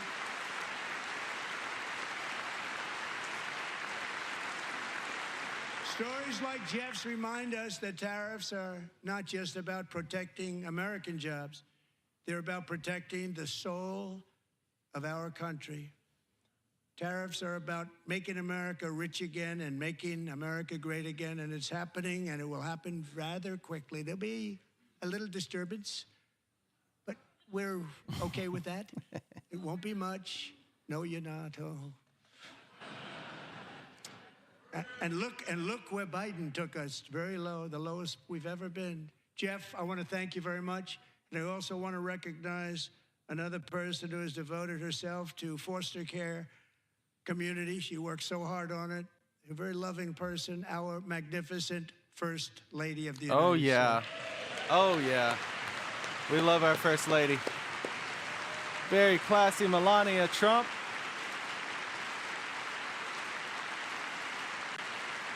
Outstanding things she's doing for children and women and women's rights and children's rights. Just such good Melania's things. work has yielded incredible results, helping prepare our nation's future leaders as they enter the workforce. Our First Lady is joined by two impressive young women, very impressive. Haley Ferguson, who benefited from the First Lady's Fostering the Future initiative and is poised to complete her education and become a teacher. And Elliston Berry, who became a victim of an illicit deepfake image produced by a peer. With Elliston's help, the Senate just passed the Take It Down Act. Take it down. And this is so important. Thank you very much, John. John Thune, thank you. Very huge things right there, guys. Thank you, John. That's going to protect a lot of children, a lot of women, a lot of people that are being victimized online. Thank So you all very much. big, big win. Thank you. And thank you to John Thune and the Senate. Great job. To criminalize the publication of such images online is terrible, terrible thing. And once it passes the House, I look forward to signing that bill into law. Thank you. And I'm going to use that bill for myself, too, if you don't mind. Because nobody gets treated worse than I do online. Nobody. Yeah, true. That's great. Thank you very much to the Senate. Thank you. That's true. But if we truly care about protecting Americans' children, no step is more crucial than securing America's borders. Over the past 4 years, 21 million people poured into the United States. Many of them were murderers, human traffickers, gang members, and other criminals from the streets of dangerous cities all throughout the world. Because of Joe Biden's insane and very dangerous open border policies, they are now strongly embedded in our country. Mm-hmm. But we are getting them out and getting them out fast. Excellent.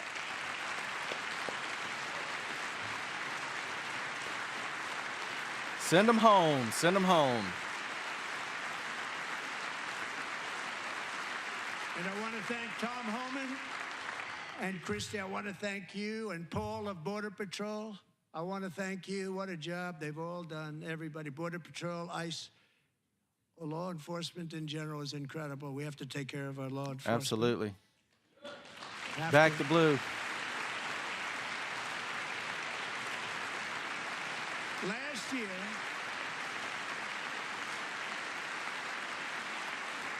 a brilliant 22-year-old nursing student named Laken Riley, the best in her class, In Georgia, admired man. by everybody, Oh, man. went out for a jog on the campus of the University of Georgia. That morning, Laken was viciously attacked, assaulted, beaten, brutalized, and horrifically murdered. Horrible. Laken was stolen from us by a savage illegal alien gang member who was arrested while trespassing across Biden's open southern border and then set loose into the United States under the heartless policies of that failed administration. It was indeed a failed administration. He had then been arrested and released in a Democrat-run sanctuary city, a disaster, before ending the life of this beautiful young angel. With us this evening are Laken's beloved mother, Allison, and her sister, Lauren.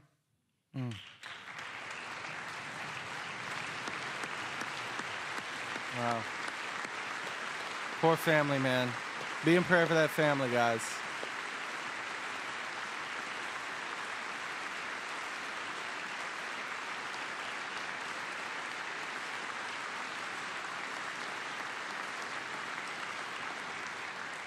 Last year, I told Laken's grieving parents that we would ensure their daughter would not have died in vain. That's why the very first bill I signed into law as your 47th president mandates the detention of all dangerous criminal aliens who threaten public safety. It's a very strong, powerful act.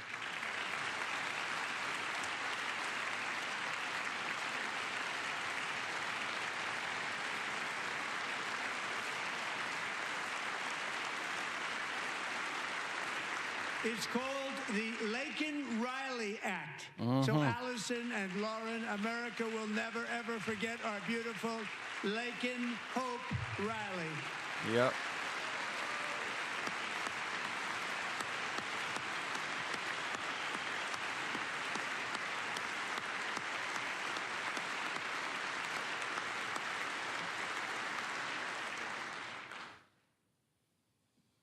Thank you very much.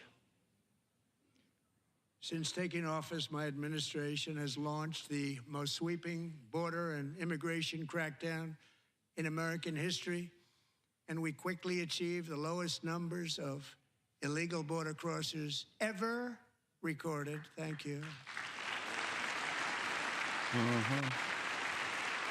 Big win for the country.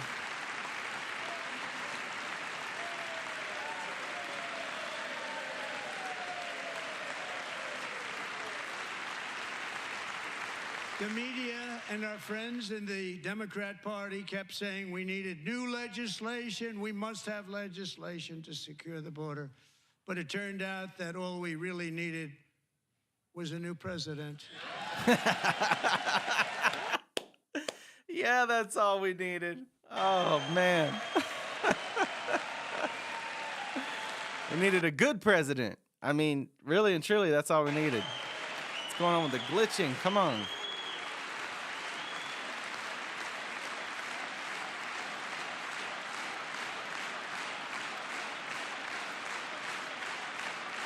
Look at these sour pussies. Boy, they are a nasty looking bunch, Joe ain't they? Biden didn't just open our borders, he flew illegal aliens over them to overwhelm our schools, hospitals, and communities throughout the country. Entire towns like Aurora, Colorado, and Springfield, Ohio, buckled under the weight of the migrant occupation and corruption like nobody's ever seen before. Beautiful towns destroyed. Now, just as I promised in my inaugural address, we are achieving the great liberation of America.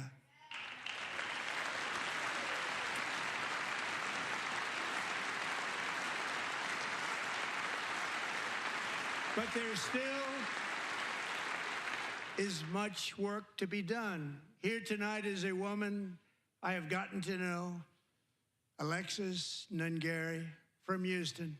Wonderful woman. Last June, Alexis's 12-year-old daughter, her precious Jocelyn, walked to a nearby convenience store. She was kidnapped, tied up, assaulted for 2 hours under a bridge, and horrifically murdered. Arrested and charged with this heinous crime are two illegal alien monsters from Venezuela, released into America by the last administration through their ridiculous open border. The death of this beautiful 12-year-old girl and the agony of her mother and family touched our entire nation greatly. Alexis, I promised that we would always remember your daughter, your magnificent daughter, and earlier tonight, I signed an order keeping my word to you. One thing I have learned about Jocelyn is that she loved animals so much. She loved nature. Across Galveston Bay, from where Jocelyn lived in Houston, you will find a magnificent national wildlife refuge, a pristine, peaceful, 34,000-acre sanctuary for all of God's creatures on the edge of the Gulf of America. Nice. Alexis, moments ago, I formally renamed that refuge in loving memory of your beautiful daughter, Jocelyn. So, Mr. Vice President, if you would, may I have the order? Wow, what a huge moment, guys. This is big. Guys, pray for Jocelyn's family. That story is absolutely heartbreaking. what happened to that family and what happened to that poor 12-year-old girl. I mean, just absolutely disgusting. I have a 12-year-old myself, man, and I can't imagine going through what they've gone through. So, and so many other families too. So many other families and children and women are just horrible, horrible things. Thank you very much. All three savages charged with Jocelyn and Lakin's murders were members of the Venezuelan prison gang, the toughest gang, they say, in the world, known as Tren de Aragua. 2 weeks ago, I officially designated this gang, along with MS-13 and the bloodthirsty Mexican drug cartels, as foreign terrorist organizations. Yes, absolutely, because that's what they are, guys. These people have taken more American lives than some of the wars we've fought.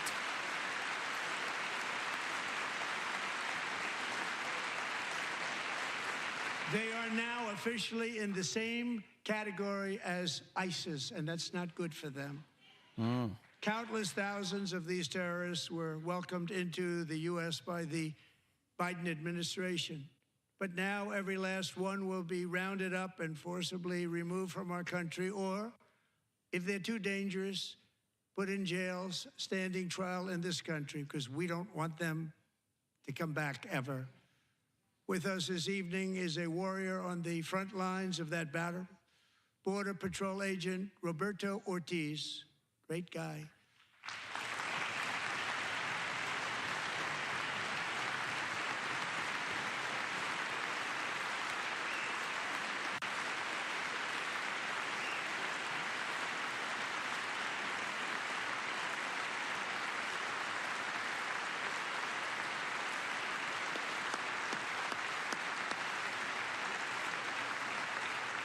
In January, Roberto and another agent were patrolling by the Rio Grande near an area known as Cartel Island. Doesn't sound too nice to me.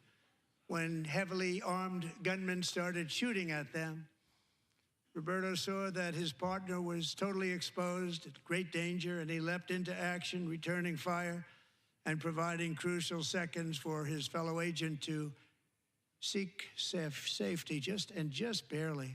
That's what a hero looks like, guys. The prints of that event, and it was not good. Agent Ortiz, we salute you for your great courage and for your line of fire that you took, and for the bravery that you showed. We honor you, and we will always honor you. Thank you, Roberto, very much.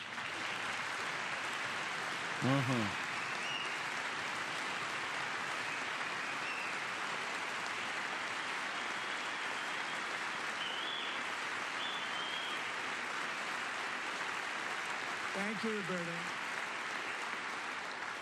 And I actually got to know him on my many calls to the border. He's a great, great gentleman. The territory to the immediate south of our border is now dominated entirely by criminal cartels that murder, rape, torture, and exercise total control. They have total control over a whole nation, posing a grave threat to our national security. The cartels are waging war on America, and it's time for America to wage war on the cartels, which we are doing.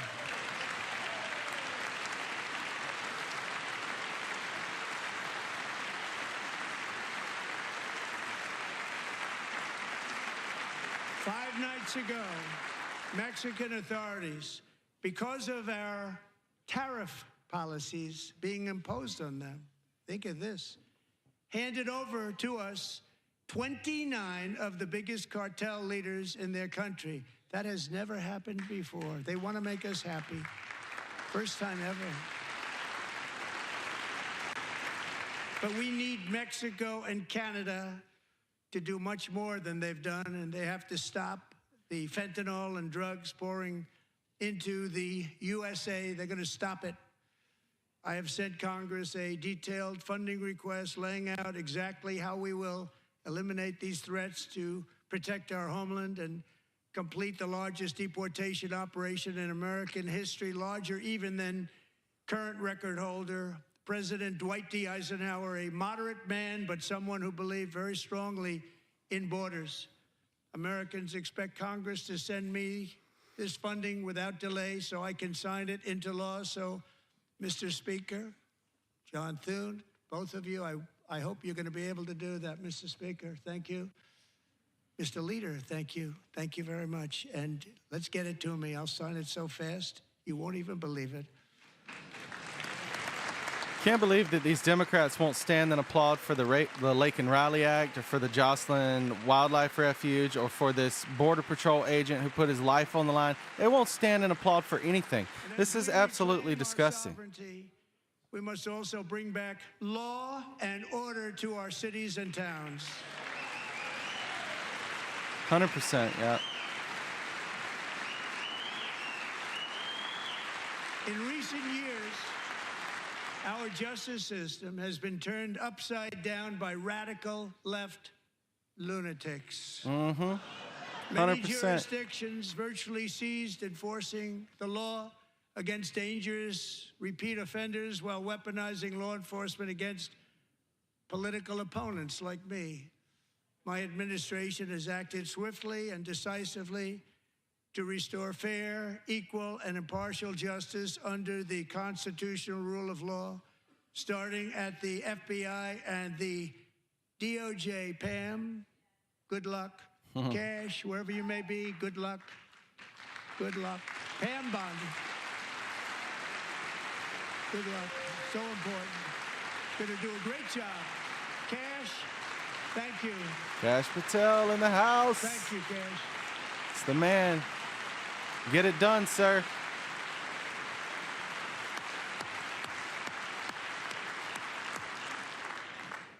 They've already started very strong. They're going to do a fantastic job. You're going to be very proud of them. We're also once again giving our police officers the support, protection, and respect they so dearly deserve. They have to get it. They have such a hard, dangerous job, but we're going to make it less dangerous. The problem is the bad guys don't respect the law, but they're starting to respect it, and they soon will respect it. This also includes our great fire departments throughout the country. Our firemen and women are unbelievable people, and we'll never forget them. And besides that, they voted for me in record numbers, so I have no choice. Yeah, they did. Yeah, they did. These Democrats have proven over and over again, and they're proving again tonight, they do not stand for America. 1 year ago this month, Vote these people out. 31-year-old New York police officer Jonathan Diller, unbelievably wonderful person and a great officer, was gunned down at a traffic stop on Long Island. I went to his funeral. The vicious criminal charged with his murder had 21 prior arrests, and they were rough arrests, too. He was a real bad one. The thug in the seat next to him had 14 prior arrests and went by the name of Killer. He was Killer. He killed other people, they say, a lot of them. I attended Officer Diller's service, and when I met his wife and one-year-old son, Ryan, it was very inspirational, actually. His widow's name is Stephanie, and she is here tonight. Stephanie, thank you very much, Stephanie. Oh, man. Thank you very much. Poor Stephanie.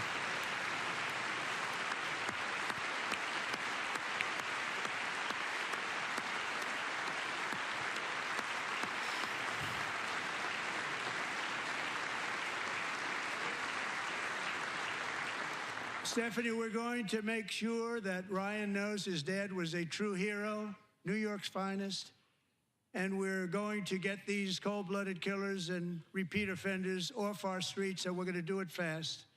Got to stop it. They get out with 28 arrests. They push people into subway trains. They hit people over the head, back of the head with baseball bats. We got to get them out of here. I've already signed an executive order requiring a mandatory death penalty for anyone who murders a police officer. Yeah, should be that way. Congress to pass that policy into permanent law. And yet again, the Democrats don't stand for the widow of a fallen officer. These people are absolutely shameful. I'm also asking for a new crime bill getting tough on repeat offenders while enhancing protections for America's police officers. so they can do their jobs without fear of their lives being totally destroyed. They don't want to be killed. We're not going to let them be killed. Joining us in the gallery tonight is a young man who truly loves our police. His name is DJ Daniel. He is 13 years old, and he has always dreamed of becoming a police officer.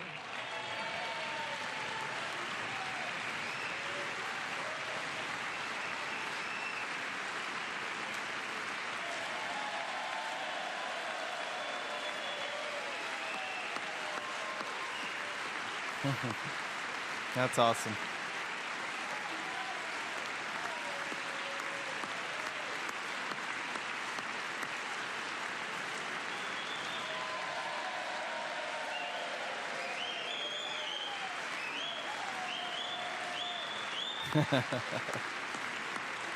Oh, man. Raising him right, Daddy. Good job. In 2018, DJ was diagnosed with brain cancer. The doctors gave him 5 months at most to live.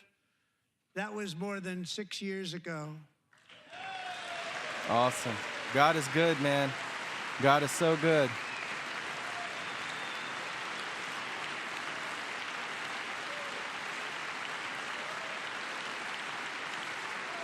Democrats don't even applaud for the life of a young child. How disgusting are these people? Since that time, DJ and his dad have been on a quest to make his dream come true, and DJ has been sworn in as an honorary law enforcement officer, actually a number of times. The police love him, the police departments love him. And tonight, DJ, we're going to do you the biggest honor of them all. I am asking our new Secret Service Director, Sean Curran, to officially make you an agent of the United States Secret Service. Wow! Holy moly! What an honor. That is incredible. What an awesome thing, man. Oh man, what a cool thing to do for this kid, man.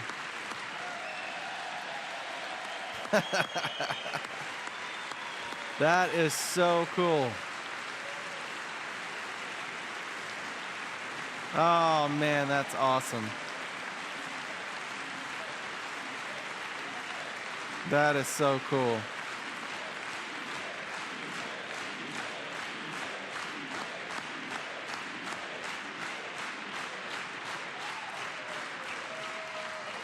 Thank you, DJ. DJ's doctors believe his cancer likely came from a chemical he was exposed to when he was younger. Since 1975, rates of child cancer have increased by more than 40%. Reversing this trend is one of the top priorities for our new presidential commission to make America healthy again, chaired by our new Secretary of Health and Human Services, Robert F. Kennedy, Jr. Yeah, baby. Maha.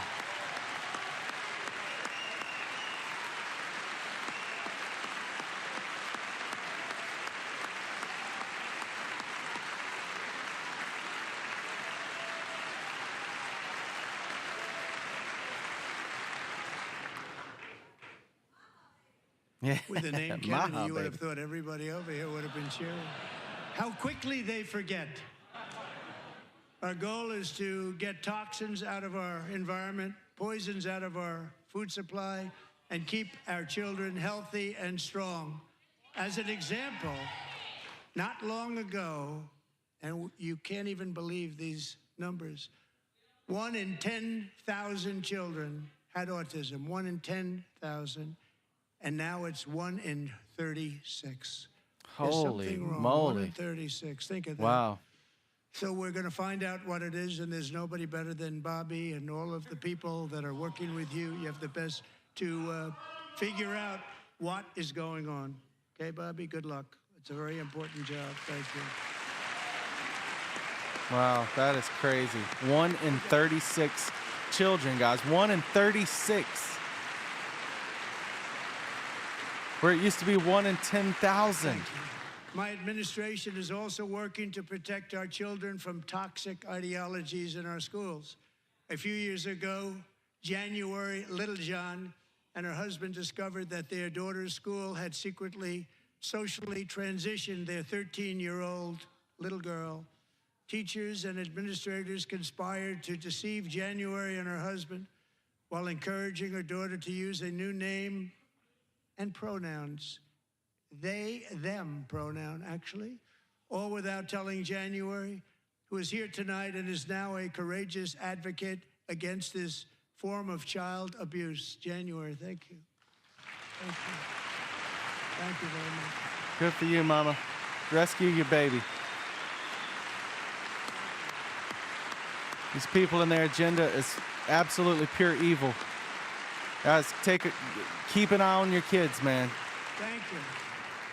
Stories like this are why, shortly after taking office, I signed an executive order banning public schools from indoctrinating our children with transgender ideology.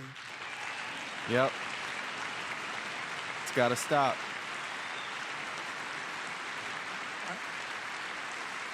I also signed an order to cut off all taxpayer funding to any institution that engages in the sexual mutilation of our youth.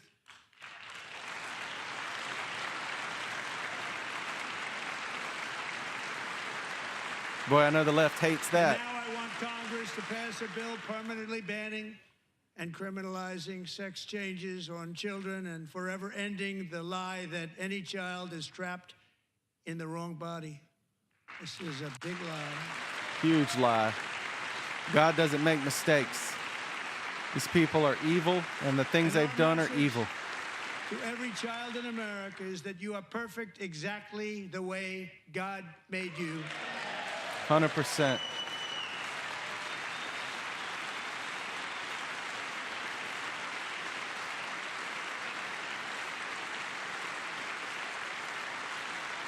Because we're getting wokeness out of our schools and out of our military, and it's already out, and it's out of our society. We don't want it.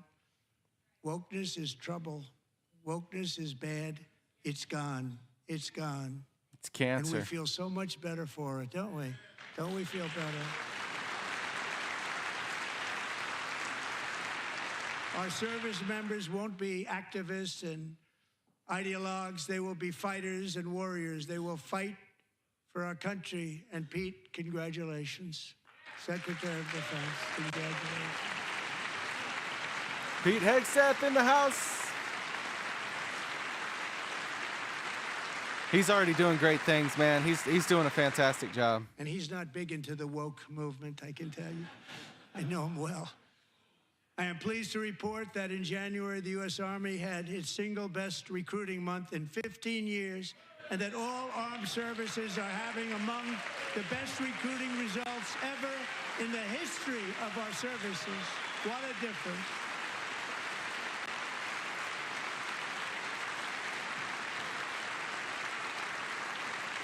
And you know, it was just a few months ago where the results were exactly the opposite. We couldn't recruit anywhere. We couldn't recruit. Now we're having the best results just about that we've ever had. What a tremendous turnaround. It's really a beautiful thing to see. People love our country again. It's very simple. They love our country, and they love being in our military again. So it's a great thing, and thank you very much. Great job.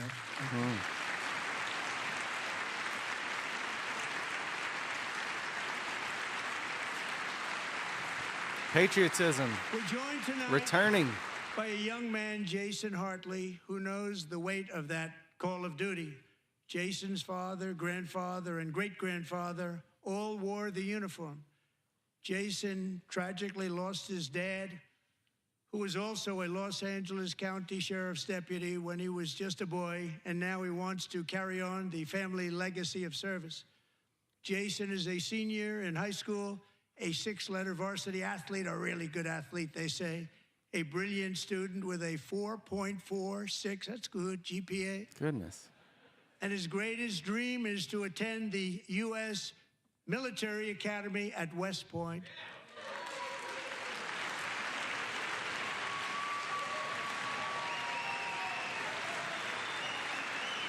That's a smart dude right there.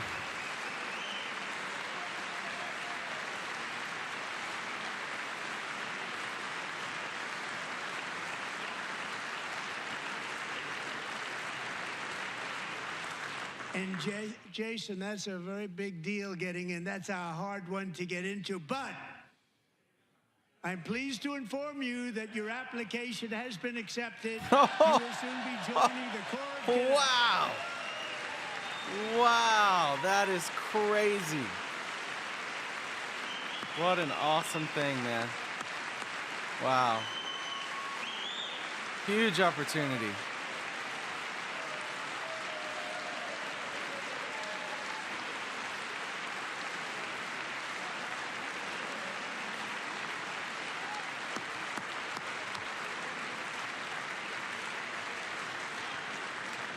Thank you. Jason, you're going to be on the long gray line, Jason. As Commander-in-Chief, my focus is on building the most powerful military of the future.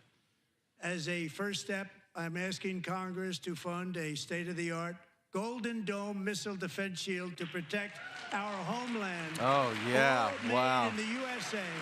That's huge. I've always wondered why we don't have that. I mean, I guess we don't necessarily need it all the time, but man. And Ronald Reagan wanted to do it long ago, but the technology just wasn't there, not even close. But now we have the technology. Yeah, it's we do. incredible, actually. And other places they have it. Israel has it. Israel has Other it. The Iron places Dome. have it. And the United States should have it too. Yes, right? we should. Right? 100%. They should have it too. So I want to thank you. But it's a very, very important. This is a very dangerous world. We should have it. We want to be protected, and we're going to protect our citizens like never before. To boost our defense industrial base, we are also going to resurrect the American shipbuilding industry, including commercial shipbuilding and military shipbuilding. Awesome. Made in the USA. The way it should be. For that purpose, I am announcing tonight that we will create a new Office of Shipbuilding in the White House and offer special tax incentives to bring this industry home to America where it belongs. We used to make so many ships. We don't make them anymore very much, but we're going to make them very fast, very soon. It will have a huge impact. To further enhance our national security, my administration will be reclaiming the Panama Canal. Yep. And we've already started doing it. Heck yeah. Yep. What a boneheaded idea that was to give away that thing for what?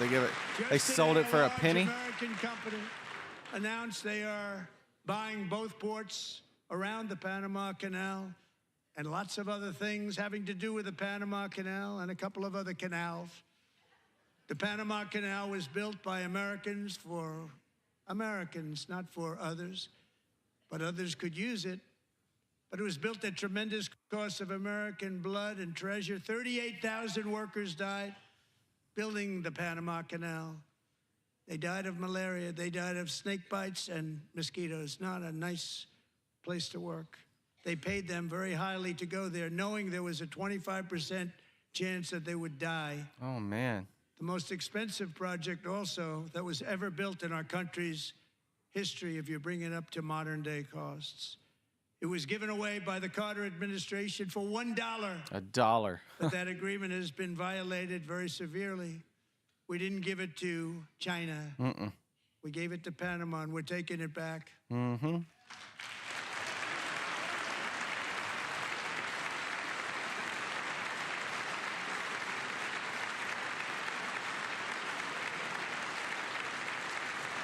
And we have Marco Rubio in charge. Good luck, Marco. Now, we know who to blame if anything goes wrong. Marco's been amazing, and he's going to do a great job. Think of it. He got 100 votes. You know, he was approved with actually 99, but the 100th was this gentleman, and I feel very certain. So let's assume he got 100 votes. And I'm either very, very happy about that, or I'm very concerned about it. But he's already proven. I mean, he's a great gentleman. He's respected by everybody, and we appreciate you voting for Marco. He's going to do a fantastic job. Thank you. Thank you. He's doing a great job. Great job. And I also have a message tonight for the incredible people of Greenland. Uh-oh. We strongly support your right to determine your own future. And if you choose, we welcome you into the United States of America. We need Greenland for national security and even international security, and we're working with everybody involved to try and get it. But we need it really for international world security. And I think we're going to get it. One way or the other, we're going to get it. We will keep you safe. It's up to you, Greenland. We will make you rich. But we're going to get together, you. We will take Greenland to heights like you have never thought possible before.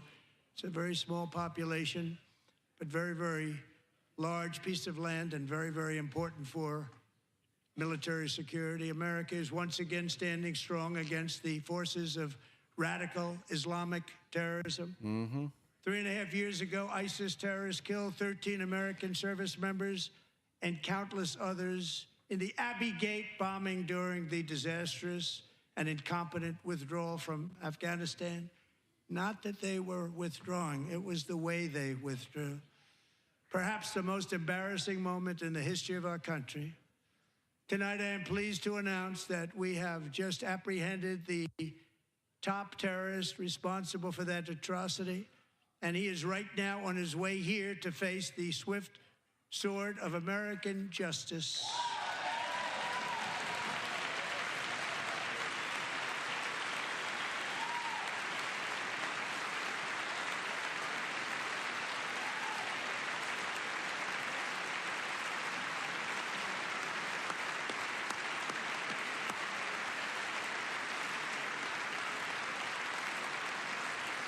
And I want to thank especially the government of Pakistan for helping arrest this monster. This was a very momentous day for those 13 families who I actually got to know very well, most of them, whose children were murdered, and the many people that were so badly, over 42 people, so badly injured on that fateful day in Afghanistan. What a horrible day. Such incompetence was shown. That when Putin saw what happened, I guess he said, wow, maybe this is my chance. That's how bad it was. Should have never happened. Grossly incompetent people. I spoke to many of the parents and loved ones, and they're all in our hearts tonight. Just spoke to them on the phone. We had a big call. Every one of them called, and everybody was on the line, and they did nothing but cry with happiness. They were very happy, as happy as you can be under those circumstances. Their child, brother, sister, son, daughter was killed for no reason whatsoever. In the Middle East, we're bringing back our hostages from Gaza. In my first term, we achieved one of the most groundbreaking peace agreements in generations, the Abraham Accords. Oh, yeah.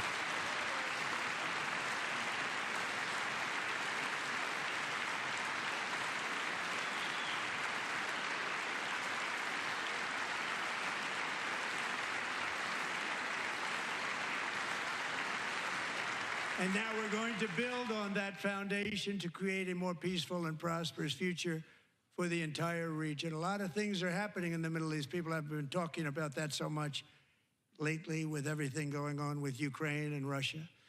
But a lot of things are happening in the Middle East. It's a rough neighborhood, actually. I'm also working tirelessly to end the savage conflict in Ukraine. Millions of Ukrainians and Russians have been needlessly killed or wounded in this horrific and brutal conflict with no end in sight. The United States has sent hundreds of billions of dollars to support Ukraine's defense, with no security, with no anything.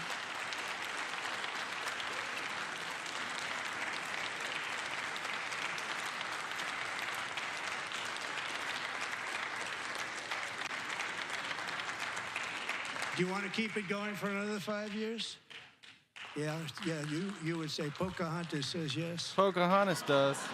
You can bet on that.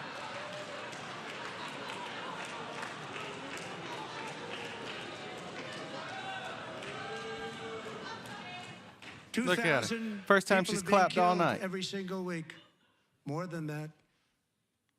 They're Russian young people. They're Ukrainian young people. They're not Americans, but I want it to stop. Meanwhile, Europe has sadly spent more money buying Russian oil and gas than they have spent on defending Ukraine, by far. Think of that. They've spent more buying Russian oil and gas than they have defending. And we've spent perhaps $350 billion, like taking candy from a baby. That's what happened. And they've spent $100 billion. What a difference that is. And we have an ocean separating us, and they don't. But we're getting along very well with them, and lots of good things are happening. Biden has authorized more money in this fight than Europe has spent by billions and billions of dollars. It's hard to believe that they wouldn't have stopped it and said at some point, come on, let's equalize. You got to be equal to us. But that didn't happen. Earlier today, I received an important letter from President Zelensky of Ukraine. The letter reads, Ukraine is ready to come to the negotiating table as soon as possible to bring lasting peace closer. Nobody wants peace more than the Ukrainians, he said. My team and I stand ready to work under President Trump's strong leadership to get a peace that lasts. We do really value how much America has done to help Ukraine maintain its sovereignty and independence. Regarding the agreement on minerals and security, Ukraine is ready to sign it at any time that is convenient for you. I appreciate that he sent this letter, just got it a little while ago. Simultaneously, we've had serious discussions with Russia and have received strong signals that they are ready for peace. Wouldn't that be beautiful? Yeah, it would be. Beautiful? They need to end that war, guys. Way too much death, way too much carnage. Too many people. Too many lives lost. It can't go on. They got to end it. Wouldn't that be beautiful?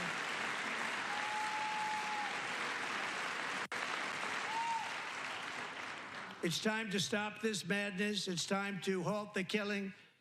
It's time to end this senseless war. If you want to end wars, you have to talk to both sides. Nearly 4 years ago, amid rising tensions, a history teacher named Mark Fogel was detained in Russia and sentenced to 14 years in a penal colony. Rough stuff. The previous administration barely lifted a finger to help him. They knew he was innocent, but they had no idea where to begin. But last summer, I promised his 95-year-old mother, Malphine, that we would bring her boy safely back home. After 22 days in office, I did just that, and they are here tonight. That's wonderful. What a happy mama. Got her boy back.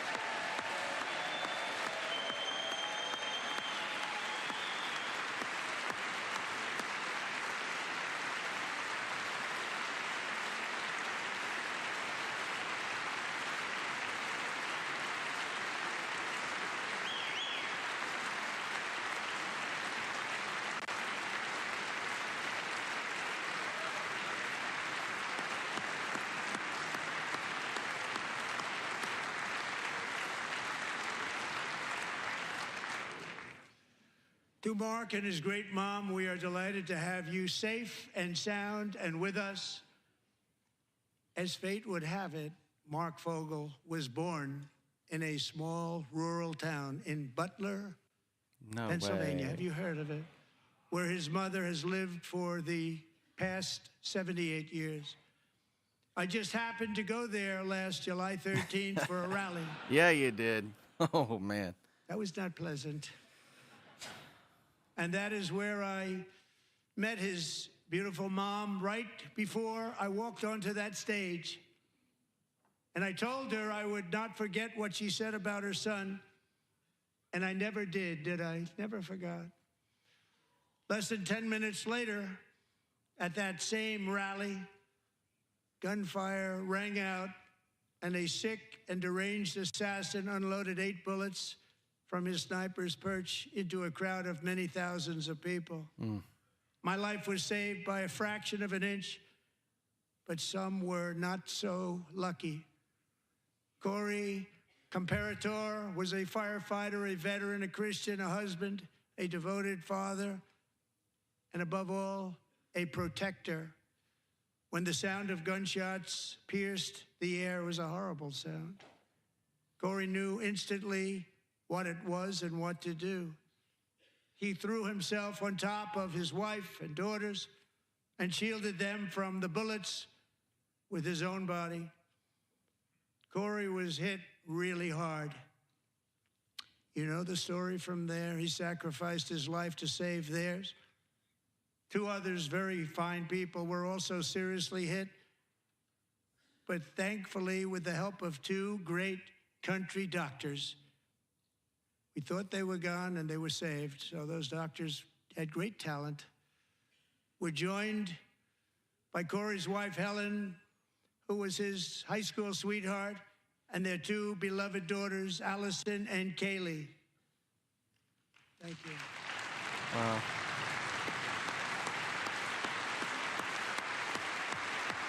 Man.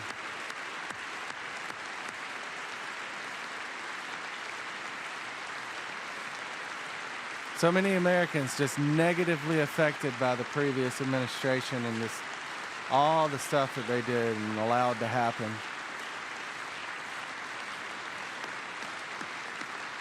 What a dark time the last 4 years have been. To Helen, Allison, and Kaylee, Corey is looking down on his three beautiful ladies right now, and he is cheering you on. He loves you. He is cheering you on. Corey was taken from us much too soon, but his destiny was to leave us all with a shining example of the selfless devotion of a true American patriot. It was love like Corey's that built our country, and it's love like Corey's that is going to make our country more majestic than ever before. I believe that my life was saved that day in Butler for a very good reason. I was saved by God to make America great again. I believe that. Amen, brother. Thank you. Thank you.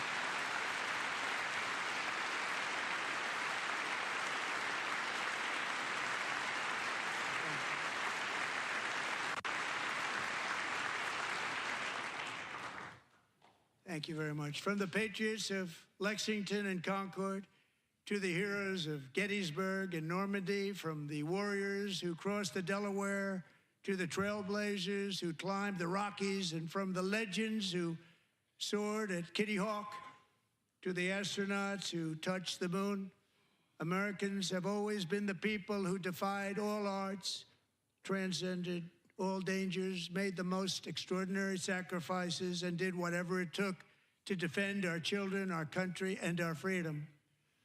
And as we have seen in this chamber tonight, that same strength, faith, love, and spirit is still alive and thriving in the hearts of the American people.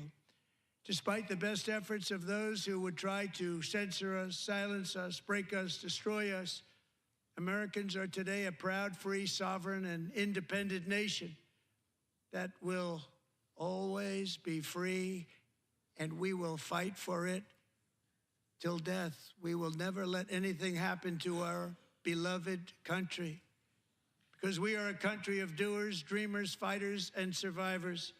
Our ancestors crossed a vast ocean, strode into the unknown wilderness, and carved their fortunes from the rock and soil of a perilous and very dangerous frontier. They chased our destiny across a boundless continent. They built the railroads, laid the highways, and graced the world with American marvels like the Empire State Building, the mighty Hoover Dam, and the towering Golden Gate Bridge. They lit the world with electricity, broke free of the force of gravity, fired up the engines of American industry, vanquished the communists, fascists, and Marxists all over the world, and gave us countless modern wonders sculptured out of iron, glass, and steel. We stand on the shoulders of these pioneers who won and built the modern age, these workers who poured their sweat into the skylines of our cities, These warriors who shed their blood on fields of battle and gave everything they had for our rights and for our freedom. Now it is our time to take up the righteous cause of American liberty. And it is our turn to take America's destiny into our own hands and begin the most thrilling days in the history of our country. This will be our greatest era. With God's help, over the next 4 years, we are going to lead this nation even higher, and we are going to forge the freest, most advanced, most dynamic, and most dominant civilization ever to exist on the face of this earth. Yes, sir. We are going to create the highest quality of life, build the safest and wealthiest and healthiest and most vital communities anywhere in the world.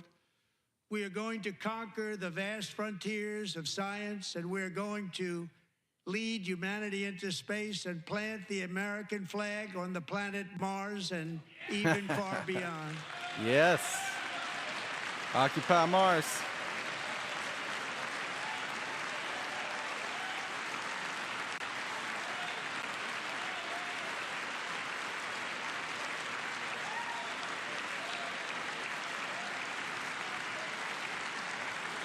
And through it all, we are going to rediscover the unstoppable power of the American spirit. And we are going to renew unlimited promise of the American dream. Every single day, we will stand up and we will fight, fight, fight for the country our citizens believe in. Fight, fight, fight, for baby. the country our people deserve.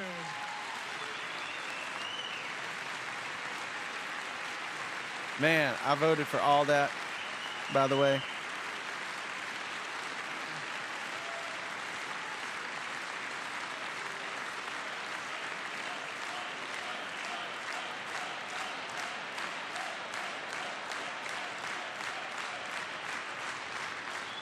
My fellow Americans, get ready for an incredible future, because the golden age of America has only just begun. It will be like nothing that has ever been seen before. Thank you, God bless you, and God bless America.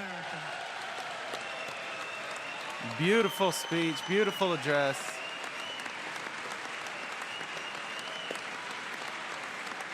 Very well done.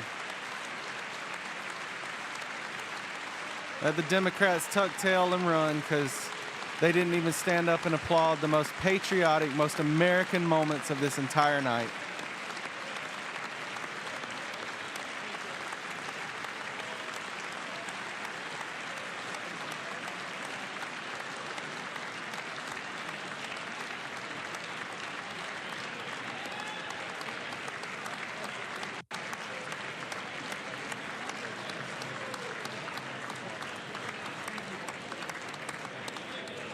Well, you just heard one fantastic, absolutely fantastic speech by President Donald J. Trump.